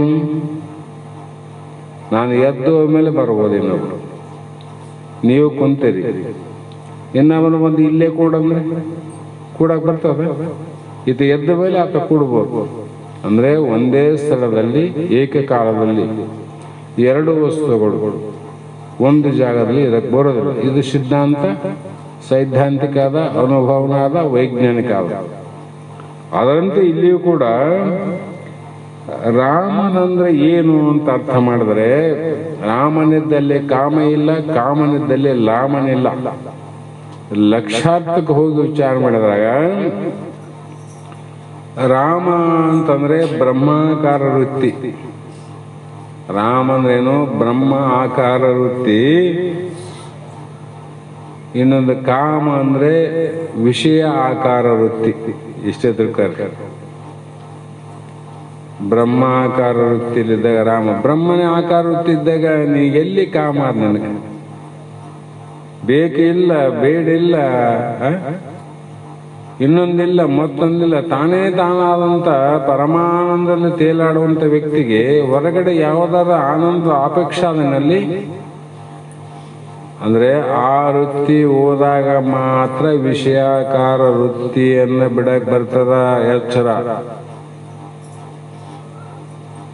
ಹಾಗೆ ಇಲ್ಲಿ ಯಾವಾಗಲೂ ನಾವು ರಾಮ ಅವತಾರ, ರಾಮಾಕಾರ ಅಂದ್ರೆ ಬ್ರಹ್ಮಾಕಾರ. ಬ್ರಹ್ಮಾಕಾರ ಅಂದ್ರೆ ಏನು? ಜಾಗ್ರ, ಸ್ವಪ್ನ, ಸುಷುಪ್ತಿ ತಿಳಿತೀವಲ್ಲ ನಾವು, ತಿಳಿಯುತ್ತಿಲ್ಲ. ಮಕ್ಕಂಡಾಗ ನಿದ್ದೆಯಲ್ಲಿ ಆನಂದ ಆದಂತೀವಿಲ್ಲ. ಆ ಆನಂದದಾಗ ದುಃಖ ಅದೇನು? ನಿದ್ರೆಗೆ ಆನಂದ ಆಗ್ತಾ ಇಲ್ಲರಿಗೆ. ಆ ನಿದ್ದೆಯಲ್ಲಿ ಆದಂತ ಆನಂದ ಅಲ್ಲಿ ದುಃಖ ಅದೇನು? ನಮ್ಮ ಪ್ರಶ್ನೆ ಇದು. ಅಷ್ಟಕ್ಕತ ಹೋಗು, ಮತ್ತೆ ಮುಂದೆ ಹೋದಾಗ ವ್ಯತ್ಯಾಸ ಆಗ್ತಾವ. ಅಲ್ಲಿ ಇಲ್ಲಲ್ಲ. ಮತ್ತೆ ಹೊರಗೆ ಬಂದ್ಮೇಲೆ ಆ ನಿದ್ದೆಯಲ್ಲಿದ್ದ ಆನಂದ ಹೊರಗೆ ಬಂದ್ಮೇಲೆ ಅದೇನು? ಇಲ್ಲೇ ಅನುಭವ ಅದ. ಹೊರಗೆ ಹೋದ್ರೆ ಆನಂದ ಕೆಟ್ಟ ಹೋಗ್ತದ, ಒಳಗೆ ಹೋದ್ರೆ ಆನಂದ ಆಗ್ತದಂತ. ಮತ್ತೆ ಇಲ್ಲೇ ಅನುಭವ ಅದ. ಇನ್ನೇನು ಯಾವುದೋ ಇದು ಹಾಕಿ ನೋಡೋದೇನು ಅವಶ್ಯಕತೆ ಇಲ್ಲ, ಅನುಭವಕ್ಕೆ ಹೋಗ್ಬೇಕಷ್ಟೇ. ಹಾಗಾಗಿ ಇಲ್ಲಿ ಹೊರಗೆ ಇರುವ ಶಬ್ದಾದಿ ವಿಷಯಗಳನ್ನ ಹೊರಗೆ ನಿಲ್ಲಿಸಿದ ಮೇಲೆ ಮಾಡುವ ಕೆಲಸ ಏನಪ್ಪ? ಹೊರಗಾದ್ರವರು ಕಳ್ಳರು ಹೊರಗೆ ಬರಲಿಲ್ಲ, ಹೊರಗಾದ್ರು. ಆಗ ಸಾಧಕನು ದೃಷ್ಟಿ ಏನು ಮಾಡಬೇಕು ಅಂದರೆ ಭೂಮಧ್ಯದಲ್ಲಿ ನಿಲ್ಲಿಸಬೇಕು. ನಮ್ಮ ದೃಷ್ಟಿಯನ್ನು ನಿಲ್ಲಿಸಬೇಕಲ್ಲಿ, ಆವಾಗ ನಿಲ್ತದ. ಅಲ್ಲಂದ್ರೆ ನಿಲ್ಲಂಗಿಲ್ಲ. ಇದು ಬಹಳ ಚಂದ ಅದ. ಇದನ್ನೇ ಯೋಗ ಶಾಸ್ತ್ರದಲ್ಲಿ ಖೇಚರಿ ಮುದ್ರೆ ಎನ್ನುತ್ತಾರೆ. ಮುದ್ರೆಗಳು ಹೋಗಿವಲ್ಲ, ಶಾಸ್ತ್ರಗಳಲ್ಲಿ ಮುದ್ರೆಗಳನ್ನು ಹೇಳಿದರು. ಇದರಂತೆ ಪ್ರಾಣಾಯಾಮ ಆಗಲಿ ಬಹಿರ್ಮುಖವಾಗದೆ ವಿಪರ್ಯ ದೋಷವೂ ನಾಶವಾಗಿ ಬ್ರಹ್ಮಾಕಾರ ವೃತ್ತಿ ಸ್ಥಿರವಾಗಿರುವುದೇ ಮುಖ್ಯವಾದ ವಿಷಯ. ನಮಗೆ ಯಾಕೆ ಮನಸ್ಸಿಗೆ ರಾತ್ರಿ ನಿದ್ದೆಯಲ್ಲಿ ಆನಂದ ಆಗಿದ್ರಿ ಅಂದರೆ ಏನಿಲ್ಲ, ಅದು ಹೊರಗೆ ಹೋಗಿಲ್ಲ, ಒಳಗಾದ, ಅದಕ್ಕೆ ಆನಂದ ಆಗ್ಯದ. ಹೊರಗೆ ಹೋಗಿಲ್ಲಲ್ಲ ಅದು ಅಂದ್ರೆ ಮನಸ್ಸು ಒಳಗಿದ್ದಾಗ ಆನಂದ ಅಂತ ಅರ್ಥ ಆಗ್ತದಿಲ್ಲ. ನಮ್ಮ ಮನಸ್ಸು ಹೊರಗೆ ವಿಷಯ ಓದಂಗಲ್ಲ ಆನಂದ ಕೆಟ್ಕ ಅಂತ ಹೋಗ್ತದೆ ನೋಡ್ರಿ. ಅಂಥ ಸಂದರ್ಭದಲ್ಲಿ ಏನು ಮಾಡ್ಕೋಬೇಕು ಅಂದರೆ ನಮ್ಮ ಮನಸ್ಸನ್ನು ಅಂತರ್ಮುಖ ಯಾವಾಗ ನಾವು ಮಾಡಿಕೊಂತೀವಿ ಆವಾಗ ಏನಾಗ್ತಂದ್ರೆ ಆ ಮನಸ್ಸಿಗೆ ವಿಷಯಾಕಾರದ ವಿಷಯ ವೃತ್ತಿಯ ಆನಂದ ನಷ್ಟವಾಗಿ ಆ ಪರಮಾತ್ಮನ ಆನಂದದ ಪ್ರತಿಬಿಂಬ ಮನಸ್ಸಿನ ಮೇಲೆ ಬೀಳ್ತದೆ. ಅದರ ಮೇಲೆ ಪರಮಾತ್ಮನ ಆನಂದದ ಪ್ರತಿಬಿಂಬ ಬೀಳ್ತದ ಮನಸ್ಸಿನ ಮೇಲೆ. ಆವಾಗ ಮನಸ್ಸಿನ ತೃಪ್ತಿ ಆಗ್ಬಿಡ್ತದೆ. ಏನು ಕೊಟ್ರು ಯಪ್ಪ, ಏನು ಕೊಟ್ರು ಬೇಡ. ಒಂದು ಗ್ಲಾಸ್ ನೀರು ಕೊಟ್ಟಿಲ್ಲ ಪುಣ್ಯಾತ್ಮ, ಅಮೃತ ಕೊಟ್ಟಂಗ ಆಯ್ತಂತ. ನಾವು ನೀರಿನಾಗ ಅಮೃತ ಆದೇನು? ನೀರಿನಾಗ ಅಮೃತ ಇಲ್ಲ. ಒಂದು ತುತ್ತು ಅನ್ನ ಕೊಟ್ರೆ ಅವನಂತ ಮೃಷ್ಟಾನ ಭೋಜನ ನೀಡಿದಂಗೆ ಆಯ್ತು ತಾಯಿ ಅಂತ. ಅದ್ರಾಗ ಅದೇನು ಮನಸ್ಸು ಅಂತರ್ಮುಖ ಆಗ್ಯದ. ಒಳ್ಳೇದನ್ನು ನೋಡ್ತಾರಲ್ಲ, ಅದು ಯಾವುದೋ ನೀರಿನಲ್ಲಿ ಕೆಟ್ಟದ್ದನ್ನು ನೋಡಲಿಲ್ಲ, ಅನ್ನದಲ್ಲಿ ಕೆಟ್ಟದ್ದನ್ನು ನೋಡಲಿಲ್ಲ, ಎಲ್ಲವೂ ಒಳ್ಳೇದಂತ ಸ್ವೀಕಾರ ಮಾಡಿದ್ವಿಲ್ಲ, ಆನಂದ ತಾನೇ ಆಗ್ತದೆ. ಭಿಕ್ಷುಕ ಹಂಗೆ ಮಾಡ್ತಾನ ಅವನು. ಆ ಅನ್ನದಾಗ ಆ ಒಂದು ಆಹಾರದಾಗ ಏನಾದ ಏನಿಲ್ಲ ಅಂತ ನೋಡಂಗಿಲ್ಲ ಅವನು. ಸಾಸಿವೆ ಎಷ್ಟಾವ, ಜೀರಿಗೆ ಎಷ್ಟಾವ, ಮಸಾಲೆ ಎಷ್ಟು ಹಾಕ್ಯಾರ, ಶೇಂಗಾ ಎಷ್ಟು ಹಾಕ್ಯಾರ, ಎಳ್ಳು ಎಷ್ಟು ಹಾಕ್ಯಾರ ಅಂತ ನೋಡ್ತಾರೆ ಅವನು. ಏನು ನೋಡಂಗಿಲ್ಲ, ಸುಮ್ಮನೆ ನೀಡಿಸಂತಾನ ಎಲ್ಲವೂ ಶಿವಸ್ವರೂಪ ಅಂತ ಸ್ವೀಕಾರ ಮಾಡ್ತಾನೆ. ಅಳಿಸಿದ ಅನ್ನ ಉಂಡವನಿಗೆ ಆದಂಥ ಆನಂದ ಬಿಸಿ ಅನ್ನ ಉಂಡವ್ರಿಗೆ ಆಗೋಲ್ತು ನಾವು. ಯಾಕೆ ನಾವು ಎಣಿಸ್ತೇವಲ್ಲ, ಇದು ಕಡಿಮೆ ಆಯ್ತು ಅದೇ ಹೆಚ್ಚಾಯ್ತು, ಇದು ಕಡಿಮೆ ಆಯ್ತು ಅದೇ ಹೆಚ್ಚಾಯ್ತು. ಎಲ್ಲಿ ಲೆಕ್ಕ ಮಾಡ್ತದೆ ಅಲ್ಲಿ ದುಃಖ ಅಂತ ಆಯ್ತು ನೋಡ್ರಿ. ಆಯ್ತಿಲ್ಲ ಲೆಕ್ಕದಲ್ಲಿ ಲೆಕ್ಕ ಎಲ್ಲಿ ಯಾವ್ದು ಲೆಕ್ಕ ಮಾಡ್ತೀವಿ ಅಲ್ಲಿ ದುಃಖನೇ ಅದ. ಎಲ್ಲಿ ಲೆಕ್ಕ ಇಲ್ಲ ಅಲ್ಲಿ ಆನಂದ. ಒಬ್ಬ ಶ್ರೀಮಂತಿದ್ದ, ಅವನಿಗೆ ಬಹಳ ಶ್ರೀಮಂತಿಕೆ ಇತ್ತು. ಅವ್ರ ಮನೆಯಲ್ಲಿ ಕೆಲಸ ಮಾಡಕ ಇಬ್ರು ದಂಪತಿಗಳು ಗಂಡ ಹೆಂಡತಿ ಬರ್ತಿದ್ರು. ಆ ಶ್ರೀಮಂತರ ಮನೆ ಎದುರುಗಡೆನೆ ಅವ್ರ ಮನೆ ಇತ್ತು. ಪ್ರತಿದಿನ ಅವ್ರ ಮನೆ ಕೆಲಸಕ್ಕೆ ಬರ್ತಿದ್ರು ಗಂಡ ಹೆಂಡತಿ. ಆ ಶ್ರೀಮಂತ ಮನೆಗೆ ಒಂದು ದಿವಸ ಗುರುಗಳು ಬಂದರು. ಅವರ ಗುರುಗಳು ಎಲ್ಲ ಯೋಗಕ್ಷೇಮ ಕೇಳಿದ್ರು. ಎಲ್ಲ ಅವರಿಗೆ ಉಪದೇಶ ಆಯಿತು, ಎಲ್ಲ ಪ್ರವಚನ ಆಯಿತು, ಪ್ರಸಾದ ಆಯಿತು. ಆವಾಗ ಶ್ರೀಮಂತ ಗುರುಗಳಿಗೆ ಕೇಳಿದ, ಏನಪ್ಪ ಹೆಂಗೆ ಆರಾಮಿದ್ದಿಲ್ಲ ಅಂತ ಕೇಳಿದ್ರೆ, ಏನು ಆರಾಮ್ರಿ, ಮನುಷ್ಯನಲ್ಲಿ ಯಾಕೋ ಸಮಾಧಾನ ಇಲ್ಲ, ಶಾಂತಿನಿಲ್ಲ, ಸುಖನೇ ಇಲ್ಲ ಅನಿಸ್ತದಂದ. ಏನು ಕಡಿಮೆ ಆಗ್ಯದ ನಿನಗಂದ? ಏನದು ಎಲ್ಲ ಅದ, ಮತ್ತೆ ಇನ್ಯಾಕೆ ನಿನಗೆ ದುಃಖ ಆಕತ್ತದ? ನೋಡ್ರಿ, ನನಗೆ ಎಷ್ಟರ ಮಟ್ಟಿಗೆ ಅಂದ್ರೆ ನಮ್ಮ ಮನೆಯಲ್ಲೇ ಕೆಲಸ ಮಾಡಕ್ಕೆ ಇಬ್ರು ಗಂಡ ಹೆಂಡತಿ ಬರ್ತಾರ. ಆಗ ಅದೇ ನೋಡ ಅವ್ರ ಮನೆ. ಈಗ ಕೆಲಸ ಮುಗಿಸಿ ಹೋಗ್ಯಾರ, ಮತ್ತೆ ನಾಳೆಗೆ ಬರ್ತಾರ. ಅವರು ಕಡು ಬಡವರು. ನಮ್ಮ ಮನೆಗೆ ಕೊಟ್ಟದ್ದು ಇಷ್ಟು ಅನ್ನ ನೀರು ಇಷ್ಟು ಸಂಬಳದಲ್ಲಿ ಬಹಳ ಸುಖವಾಗಿ ಆನಂದವಾಗಿ ಆದರು. ಆದರೆ ನನಗೆಲ್ಲ ಆದ, ಅವರಿಗಿದ್ದಂಥ ಸುಖ ಆನಂದ ನನಗಿಲ್ಲ ಅಂದ. ಅಂದ ಅದೇಂಗ ಅಂದ, ಇಲ್ಲ ರೀ ಅಂದ. ಆಯ್ತು, ಒಂದು ಕೆಲಸ ಮಾಡೋಣ, ಇವತ್ತು ಅವರು ರಾತ್ರಿ ಎಷ್ಟೊತ್ತಿಗೆ ಮಲಿಕಂತಾರ, ಯಾವಾಗ ಬಾಗಿಲಾಗ್ತಾರ ಗೊತ್ತೇನಂದ. ಇಷ್ಟು ಸಮಯ ಇಷ್ಟೊತ್ತಿಗೆ ಆಗ್ತಾರಂದ. ಆಯ್ತು, ಒಂದು ಚೀಲ ತಗೋ, ಆ ಚೀಲದಲ್ಲಿ ಒಂದು ಇಷ್ಟು ಬಂಗಾರದ ನಾಣ್ಯಗಳನ್ನ ಅಥವಾ ಯಾವುದೋ ನಾಣ್ಯಗಳು ಹಾಕಿ, ಯಾವಾಗ ಅವರು ಊಟ ಮಾಡಿ, ಅವ್ರು ಊಟ ಮಾಡೋದೇ ನಮ್ಮ ಕಂದಿಲ್ನಾಗ ಮುಂಬತ್ತಿಯಾಗ ಊಟ ಮಾಡೋರು ಬಡವರು ಅವರು. ಆ ದೀಪದ ಊಟ ಮಾಡಿ ಹೊರಗೆ ಬಂದು ಬಾಗಿಲು ಹಾಕೋದ್ರೊಳಗಾಗಿ ಅವ್ರ ಬಾಗಿಲು ಮುಂದೆ ಈ ಚೀಲ ಒಕ್ಕಟ್ಬಾರ್ದು, ಬಿಸಾಕ್ಬೇಕು. ಮುಂದೆ ನೋಡಮ್ಮ, ಏನ್ ನೋಡಿದ್ರಪ್ಪ, ಇಲ್ಲಿ ಹೋಗ್ತಾರ, ಆರಾಮಿಷ್ಟು ಮಾಡ್ತಾರ, ಉಣ್ತಾರ, ಕಣ್ತುಂಬ ನಿದ್ದೆ ಮಾಡ್ತಾರ. ಇಷ್ಟು ಸುಪ್ಪತ್ತಿಗಾದ ಒಂದು ದಿನ ಆದ್ರೂ ಕೂಡ ಅವರಿಗೆ ಅನ್ನಂತ ನಿದ್ದೆ ನನಗೆ ಆಗೇ ಇಲ್ಲ ಅಂದ. ಹೋದಾಗ ಮಕ್ಕಳನ್ನ ನಿದ್ದೆನೇ ಮಾಡ್ತಾರ, ಅಷ್ಟ ಆನಂದ ಅವ್ರೊಳಗೆ ಹಾಕಿ ಬಂದ. ಅದ್ರಂಗ ಆಗಿಲ್ಲ ಅಂದ. ಹೋದ, ಆಯಮ್ಮ ಬಾಗಿಲು ಹಾಕೋದಕ್ಕೆ 5 ನಿಮಿಷ ಇತ್ತು. ಅಷ್ಟರೊಳಗೆ ಬಾಗಿಲಿ ಮುಂದೆ ಹಾಕಿದ್ದ. ಬಾಗಿಲಿ ಆಗಕ್ಕಂತ ಬಂದ್ಲು. ಆಯಮ್ಮ ಆ ಚೀಲ ನೋಡಿದ್ರು. ಇಲ್ಲಿ ಏನೇ ಬಿದ್ದದ ಅಂತ ಕೈ ತೊಗೊಂಡ್ಲು. ಇಲ್ಲೇನು ಬಿಚ್ಚಿ ನೋಡೋದು, ಮನೆಗೆ ಹೋಗೋಣ ಅಂತ ಹೇಳಿ ಬಾಗಿಲು ಮುಚ್ಚಿದ್ಲು. ಮನೆಗೆ ಹೋದ್ಲು. ಗಂಡನ ಕುಂತಿದ್ನಲ್ಲ, ಅಲ್ಲ ರೀ, ಈಗ ಏನೋ ಬಾಗಿಲಲ್ಲಿ ಬಿದ್ದಿತ್ತು, ಯಾರೋ ಏನು ಗೊತ್ತಿಲ್ಲ, ಇದೇನಾದ ಗೊತ್ತಿಲ್ಲ. ಅದೇನೇನಿಲ್ಲ ಬಿಡು, ಬಿಚ್ಚಿ ನೋಡಮ್ಮಂದ. ಆ ಬಾಗಿಲು ಯಾವಾಗ ಹಾಕ್ತಿದ್ರು, ಆ ಹೋದ ತಕ್ಷಣ ಆ ದೀಪ ಆರಿಸೇ ಬಿಡೋರು ಅವರು. ಕೆಲಸನ ದೀಪ ಆರಿಸ್ಬಿಟ್ಟಾರಲ್ಲ. ಆ ಗುರುಗಳು ಹೇಳಿದ್ರು, ಇಲ್ಲೇ ಕುಂದ್ರು ಅಂತ ಹೇಳಿದ್ರು. ಕಿಟಕಿಗೆ ನೋಡ್ಕೊಂತಿದ್ರು ಅವ್ರನ್ನ. ಬಾಗಿಲಾಕಿದ ಊಳ ದೀಪ ತಣ್ಣಗೆ ಆಗ್ತಿತ್ತಲ್ಲ, ಲೈಟ್ ತೆಗ್ತಿದ್ರು, ದೀಪ ತೆಗ್ತಿದ್ರು. ದೀಪ 5 ನಿಮಿಷ ಆಯ್ತು, ಹಂಗೆ ಉಳ್ಕಂತ. ಅಂದ್ರೆ ಮಕ್ಕಳನ್ನೆಲ್ಲ ಅರ್ಥ ಆಯ್ತಲ್ಲ. ಇಲ್ಲ ಅಂದ. ಅಲ್ಲಿ ಹೋಗಿ ಬಿಚ್ಚಿ ನೋಡಿದ್ರು, ಅದ್ರಾಗ ದುಡ್ಡಿದ್ದು, ದುಡ್ಡು. ಇದೇನು ಆಶ್ಚರ್ಯ ಅಂದ್ರು. ಬಡವ್ರಿ ಪಾಪ, ಎಣಸಂದ್ರು. ಈಗ ನೀನಿಷ್ಟು ಎಣಸು, ನಾನಿಷ್ಟು ಎಣಸಂದ್ರು. ಆಕಿನ ಎಣಿಸಿದ್ಲು, ಇವನಿಷ್ಟು ಎಣಿಸಿದ. 2 ಕೂಡಿದ್ರೆ ಎಷ್ಟಾದವಂತ ಲೆಕ್ಕ ಮಾಡಿದ್ರು. ಮೊದಲೇ ಮುಗ್ಧ ಜನರು. ಒಮ್ಮೊಮ್ಮೆ 95 ಆದವು ಲೆಕ್ಕ ಮಾಡಿದಾಗ. ಅವ್ರಂದ್ರೆ ಆ 95 ಹೆಂಗ, ಅಥವಾ 90 ಇರಬೇಕು, ಇಲ್ಲ 100 ಇರಬೇಕು. ಎಣಸಲ್ಲಿ ತಪ್ಪಾಗ್ಯದ, ಮತ್ತೆ ಮೆಣಸಂದ್ರು. ಮತ್ತೆ ಎಣಿಸಿದ್ರು. ಆವಾಗ 96, 97 ಆದ. ಲೆಕ್ಕ ತಪ್ಪಾಗ್ಯದ, 100 ಇರ್ಬೇಕು, ಲೆಕ್ಕ ಮಾಡಿ ಬಿಡಮ್ಮಂತೇಳಿ ನೀನ್ ಎಣಸು, ನಾನು ಎಣಸು, ನೀನ್ ಎಣಸು, ನಾನು ಎಣಸೋದಾಗ ಬೆಳಕರಿಯಕ್ಕೆ ಬಂದ ದೀಪ ಹಂಗೆ ಅದ ಮನೆ. ದೀಪ ಆರಿಸಿ ಮಕ್ಕಂತಿಲ್ಲ, ನಿದ್ದೆ ಮಾಡ್ತಾರಿಲ್ಲ. ಇವತ್ತ ಆ ಎಣಸೋದ್ರಾಗ ದೀಪ ಹಂಗೆ ಇತ್ತು, ಕಣ್ಣಿಗೆ ನಿದ್ದೆ ಇಲ್ಲ. ಅವಾಗ ಹೇಳಿದ ಗುರುಗಳು, ನೋಡು ಶ್ರೀಮಂತ ಅಂತ, ನೋಡು. ಇವತ್ತು ಅವರು ನಿದ್ದೆ ಯಾಕೆ ಮಾಡಲಿಲ್ಲ?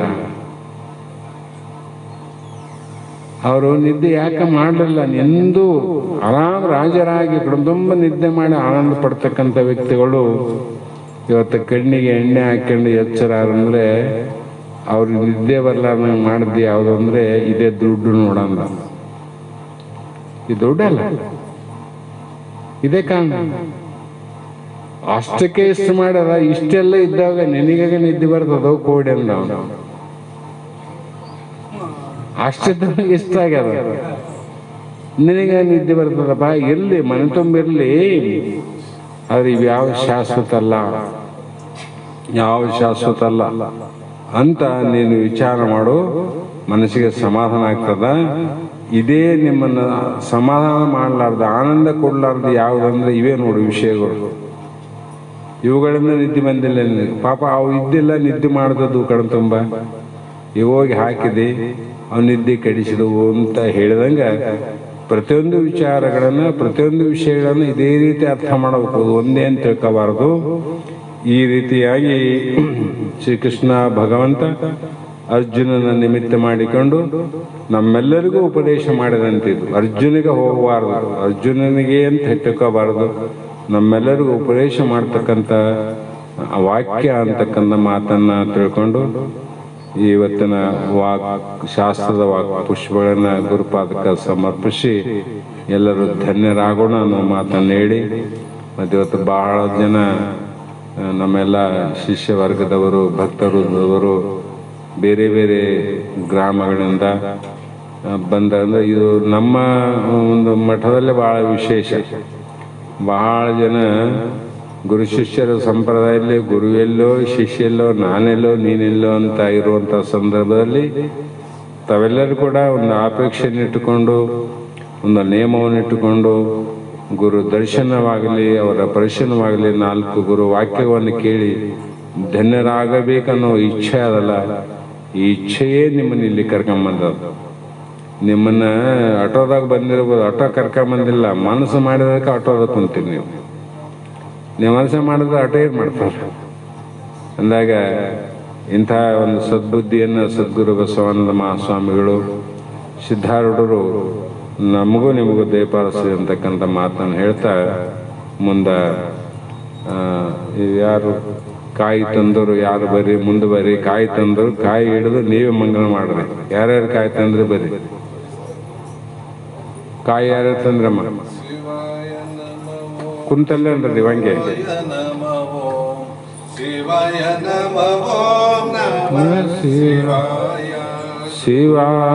ನಮ ಓಂ ಶಿವಾಯ ನಮ ಓಂ ಶಿವಾಯ ನಮ ಓಂ ನಮ ಶಿವಾಯ. ಶಿವಾಯ ನಮ ಓಂ ಶಿವಾಯ ನಮ ಓಂ ಶಿವಾಯ ನಮ ಓಂ ನಮ ಶಿವಾಯ. ಶಿವಾಯ ನಮ ಓಂ ಶಿವಾಯ ನಮ ಓಂ ಶಿವಾಯ ನಮ ಓಂ ನಮ ಶಿವಾಯ. ಶಿವಾಯ ನಮ ಓಂ ನಮ ಶಿವಾಯ. ಶಿವಾಯ ನಮ ಓಂ ನಮ ಶಿವಾಯ. ಶಿವಾಯ ನಮ ಓಂ ನಮ ಶಿವಾಯ. ಶಿವಾಯ ನಮ ಓಂ ನಮ ಶಿವಾಯ. ಶಿವಾಯ ನಮ ಓಂ ಶಿವಾಯ. ಕುಂದ್ರ ಶಿವಾಯ ನಮ ಓಂ ನಮ ಶಿವಾಯ. ಶಿವಾಯ ನಮ ಓಂ ಶಿವಾಯ ನಮ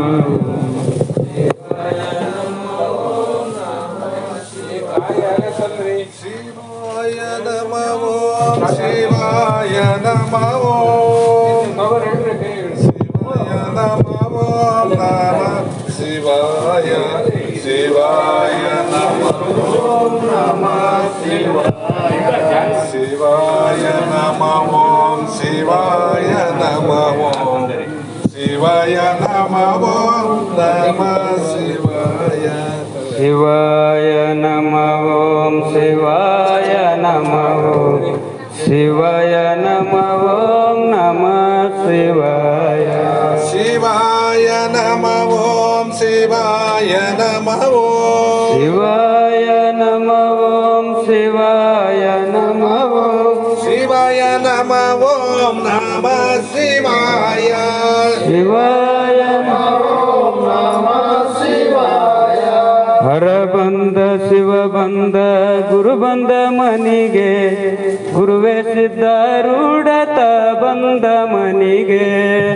ಬಂದ ಶಿವ ಬಂದ ಗುರು ಬಂದ ಮನೆಗೆ, ಗುರುವೇ ಸಿದ್ಧಾರೂಢತ ಬಂದ ಮನೆಗೆ. ಹರ ಬಂದ ಶಿವ ಬಂದ ಗುರು ಬಂದ ಮನಿಗೆ, ಗುರುವೇ ಗುರುನಾಥ ರೂಢತ ಬಂದ ಮನಿಗೆ.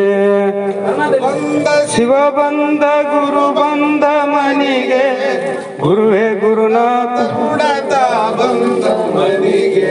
ಹರ ಬಂದ ಶಿವ ಬಂದ ಗುರು ಬಂದ ಮನಿಗೆ, ಗುರುವೇ ಸುಪುತ್ರ ಪಪ್ಪತ ಬಂದ ಮನಿಗೆ. ಬಂದ ಶಿವ ಬಂದ ಗುರು ಬಂದ ಮನೆಗೆ, ಗುರುವೇ ಸುಪುತ್ರ ಬಂದ ಮನೆಗೆ. ಹರ ಬಂದ ಶಿವ ಬಂದ ಗುರು ಬಂದ ಮನಿಗೆ, ಗುರುವೇ ಬಸವಾನಂದ ತ ಬಂದ ಮನಿಗೆ. ಹರ ಬಂದ ಶಿವ ಬಂದ ಗುರು ಬಂದ ಮನೆಗೆ, ಗುರುವೇ ಬಸವಾನಂದ ತ ಬಂದ ಮನೆಗೆ. ಹರ ಬಂದ ಶಿವ ಬಂದ ಗುರು ಬಂದ ಮನಿಗೆ ಗುರುವೇ ಅಭಿನವಪ್ಪತ ಬಂದ ಮನಿಗೆ ಬಂದ ಶಿವ ಬಂದ ಗುರು ಬಂದ ಮನಿಗೆ ಗುರುವೇ ಅಭಿನವಪ್ಪತ ಬಂದ ಮನಿಗೆ ಹರ ಬಂದ ಶಿವ ಬಂದ ಗುರು ಬಂದ ಮನಿಗೆ ಗುರುವೇ ಸಿದ್ಧಾರೂಢತ ಬಂದ ಮನಿಗೆ ಬಂದ ಶಿವ ಬಂದ ಗುರು ಬಂದ ಮನಿಗೆ ಗುರುವೇ ಸಿದ್ಧಾರೂಢತ ಬಂದ ಮನಿಗೆ ಶಿವಾಯ ನಮಃ ಓಂ ಶಿವಾಯ ನಮಃ ಓಂ ಶಿವಾಯ ನಮಃ ಓಂ ಶಿವಾಯ ನಮಃ ಓಂ ಶಿವಾಯ ನಮಃ ಓಂ ಶಿವಾಯ ನಮಃ ಓಂ ಶಿವಾಯ ನಮಃ ಓಂ ಶಿವಾಯ ನಮಃ ಓಂ ಶಿವಾಯ ನಮಃ ಓಂ ಶಿವಾಯ ನಮಃ ಓಂ ಸಿದ್ಧಾರೂಢ ನಮಃ ಓಂ ಸಿದ್ಧಾರೂಢ ನಮಃ ಓಂ ಶಿವಾಯ ನಮಃ ಓಂ ಶಿವಾಯ ನಮಃ ಓಂ ಶಿವಾಯ ನಮಃ ಓಂ ಶಿವಾಯ ನಮಃ ಓಂ ಶಿವಾಯ ನಮಃ ಓಂ ಶಿವಾಯ ನಮಃ ಓಂ ಶಿವಾಯ ನಮಃ ಓಂ ಶಿವಾಯ ನಮಃ ಓಂ ಜೈ ಗುರು ಜೈ ಗುರು ಜೈ ಗುರು ಜೈ ಗುರು ಜೈ ಗುರು ಜೈ ಗುರು ಜೈ ಗುರುನಾಥ ಜೈ ಗುರು ಜೈ ಗುರು ಜೈ ಗುರು ಜೈ ಗುರು ಜೈ ಗುರು ಜೈ ಗುರು ಜೈ ಗುರುನಾಥ ಜೈ ಗುರು ಜೈ ಗುರು ಜೈ ಗುರುನಾಥ ಜೈ ಗುರು ಜೈ ಗುರು ಜೈ ಗುರುನಾಥ ಗುರು ರಾಜ ಸಿದ್ಧಾರೂಢ ಸಮರ್ಥ ಬೆಳಗುವೆ ನಾರುತಿಯ ಗುರುವರ ಬೆಳಗುವೆ ನಾರುತಿಯ ಗುರುರಾಜ ಸಿದ್ಧಾರೂಢ ಸಮರ್ಥ ಬೆಳಗುವೆ ನಾರತಿಯ ಗುರುವರ ಬೆಳಗುವೆ ನಾರತಿಯ ಮೋಕ್ಷಾಪೇಕ್ಷೆಗೆ ತತ್ವಂ ಪದದ ಅರ್ಥವ ಬೋಧಿಸಿದಿ ಗುರುವರ ಅರ್ಥವ ಬೋಧಿಸಿದಿ ವಾಹನ ಶಂಕರ ನಾಮ ಉಚಾರವ ಮಾಡಿಸಿದೆ ಗುರುವರ ಉಚಾರವ ಮಾಡಿಸಿದೆ ಗುರುರಾಜ ಸಿದ್ಧಾರೂಢ ಸಮರ್ಥ ಬೆಳಗುವೆ ನಾರತಿಯ ಗುರುವರ ಬೆಳಗುವೆ ನಾರತಿಯ ಶ್ಯಾಮದಾಮ ಶ್ರೀರಾಮ ಅಭಿನ್ನ ಶಂಕರ ನೀನಿರುವಿ ಗುರುವರ ಶಂಕರ ನೀನಿರುವಿ ಕಾಮ ಕ್ರೋಧವ ನಾಶಿಸಿ ಜಗದೊಳು ಶಾಂತಿಯ ಬೀರಿದಿ ಗುರುವರ ಶಾಂತಿಯ ಬೀರಿದಿ ಗುರುರಾಜ ಸಿದ್ಧಾರೂಢ ಸಮರ್ಥ ಬೆಳಗುವೆ ಆರತಿಯ ಗುರುವರ ಬೆಳಗುವೆ ಆರತಿಯ ಶರಣ ಭಜಕರ ದುರಿತ ವೃಂದವ ತ್ವರಿತದಿ ನಾಶಿಸಿದೆ ಗುರುವರ ತ್ವರಿತದಿ ನಾಶಿಸಿದೆ ವರಭೂಲತಾಪುರ ದೈವದಿಂದಲೇ ನಿರುತದಿ ವಾಸಿಸಿದೆ ಗುರುವರ ಹರುಷದಿ ವಾಸಿಸಿದೆ ಗುರುರಾಜ ಸಿದ್ಧಾರೂಢ ಸಮರ್ಥ ಬೆಳಗುವೆ ಆರತಿಯ ಗುರುವರ ಬೆಳಗುವೆ ಆರತಿಯ ಗುರುರಾಜ ಸಿದ್ಧ ರೂಢ ಸಮರ್ಥ ಬೆಳಗುವೆ ನಾರುತಿಯ ಗುರುವರ ಬೆಳಗುವೆ ನಾರುತಿಯ ಗುರುರಾಜ ಸಿದ್ಧಾರೂಢ ಸಮರ್ಥ ಬೆಳಗುವೆ ಆರತಿಯ ಗುರುವರ ಬೆಳಗುವೆ ಆರತಿಯ ಅರಿವಿನ ಆರುತಿ ಸ್ಮರಿಸುತ್ತ ಬೆಳಗಿರೆವರ ಗುರುರಾಜನಿಗೆ ಧರಣಿಯ ಜನರ ತಾಪವ ಅರಿಸಿದ ಗುರು ಶಿವಪುತ್ರನಿಗೆ ನಿತ್ಯ ನಿರಂಜನ ನಿರುಪಮನಾಥ ಅದ್ವೈತಾಚಾರ್ಯರಿಗೆ ತದ್ವಸ್ತಂ ಸಾವಿತ್ತಿಲ ತಿಳುಪಿದ ಸತ್ಯಾನಂದನಿಗೆ ಗರಗದ ಶ್ರೀ ಗುರು ಮಡಿವಾಳೆ ಜನಿಸಿದಗೆ ಪರಮ ಸದ್ಗುರು ಶ್ರೀ ಸಿದ್ಧರೂಢರ ಕರುಣೆಯ ಕಂದನಿಗೆ ನಿಜ ಗುಣ ವಿರಸಿಟು ಶಾಸ್ತ್ರದ ಗುರುತನು ತಿಳಪಿದಗೆ ಮೆರೆಯುವ ಹುಬ್ಬಳ್ಳಿ ಶಾಂತಾಶ್ರಮದೊಳು ಔಷಧಿ ವಾಸಿಸಗೆ ಆರುತಿ ಸ್ವರಿಸುತ್ತ ಬೆಳಗೆರೆವರ ಗುರು ರಾಜನಿಗೆ ಧರಣಿಯ ಜನರ ತಾಪವರಿಸಿದ ಗುರು ಶಿವಪುತ್ರ ಹರ ಓಂ ಚೈತನ್ಯಂ ಶಾಶ್ವತಂ ಶಾಂತಂ ವ್ಯೋಮಾತೀತಂ ನಿರಂಜನಂ ನಾದ ಬಿಂದು ಕಲಾತೀತಂ ತಸ್ಮೈ ಶ್ರೀ ಗುರು ಶ್ರೀಮದ್ ಜಗದ್ಗುರು ಸಿದ್ಧಾರೂಢ ಸ್ವಾಮಿ ಮಹಾರಾಜ್ ಶ್ರೀ ಸದ್ಗುರು ಶಿವಪುತ್ರ ಸ್ವಾಮಿ ಮಹಾರಾಜ್ ಶ್ರೀ ಸದ್ಗುರು ಬಸವಾನಂದ ಸ್ವಾಮಿ ಮಹಾರಾಜ್ ಶ್ರೀ ಸದ್ಗುರು ಅಭಿನವ್ ನಿಜಗುಣ ಸ್ವಾಮಿ ಮಹಾರಾಜ್ की सकल साधु संत महाराज जय मंगलम जय नमः पार्वतेश्वर हर महादेव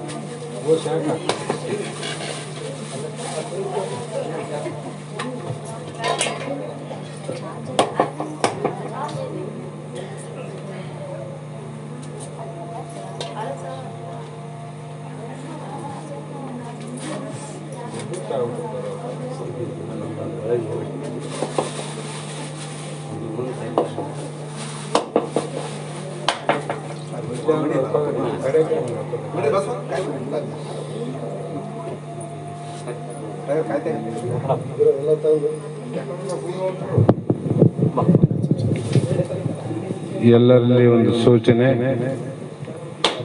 ಎಲ್ಲರೂ ಕಾಯಿ ತಂದವರು ತಾವು ಪ್ರಸಾದವನ್ನು ತಗೊಂಡ ಮೇಲೆ ನಂತರ ನಾಳೆಯಿಂದ ನಾವು ಒಂದು ವಾರದ ಪರ್ಯಂತರವಾಗಿ ಸ್ವಲ್ಪ ರಾಮೇಶ್ವರ ಕಡೆ ಪ್ರವಾಸ ಹೋಗೋರಿದ್ದೀವಿ. ನಾಳೆ ಸಾಯಂಕಾಲ ಬಿಟ್ಟು 25-26ನೇ ತಾರೀಕಿಗೆ ಮತ್ತೆ ವಾಪಸ್ ಬರ್ತೇವೆ. ಅಲ್ಲಿವರೆಗೂ ಕೂಡ ಶಾಸ್ತ್ರ ನಿರಂತರವಾಗಿ ಇಲ್ಲಿರ್ತಕ್ಕಂಥ ನಮ್ಮ ತೋಟಿ ಸಾಹೇಬರಾಗಲಿ, ಸೋಗಪ್ಪ ಆಗಲಿ, ಪ್ರಭು ಆಗಲಿ ನಿರಂತರವಾಗಿ ಭಗವದ್ಗೀತೆಯನ್ನು ಮುಂದುವರಿಸಲಿ. ಅದನ್ನು ರೆಕಾರ್ಡ್ ಮಾಡಿ ಹಾಕಿದ್ರೆ ಮತ್ತೆ ನಾವು ಪ್ರತಿದಿನ ಯೂಟ್ಯೂಬಲ್ಲಿ ಲೋಡ್ ಮಾಡಿ ಕಳಿಸ್ತೀವಿ. ಅದಕ್ಕಾಗಿ ಶಾಸ್ತ್ರ ಇಲ್ಲಂತ ಯಾರು ಬರೋದು ಬಿಡಬೇಡ್ರಿ. ಶಾಸ್ತ್ರ ನಿರಂತರವಾಗಿ ಮುಂದುವರಿತದ. ಸದ್ಗುರುನಾಥ ತಮ್ಮೆಲ್ಲರೂ ಕೂಡ ಒಂದು ಶಕ್ತಿ ಸಾಮರ್ಥ್ಯ ಕೊಡಲಿ ಅಂತಕ್ಕಂಥ ಸೂಚನೆ ಕೊಡ್ತಾ ತಾವೆಲ್ಲರೂ ನಿಧಾನವಾಗಿ ಪ್ರಸಾದವನ್ನು ತಗೊಂಡು ಹೋಗ್ರಿ.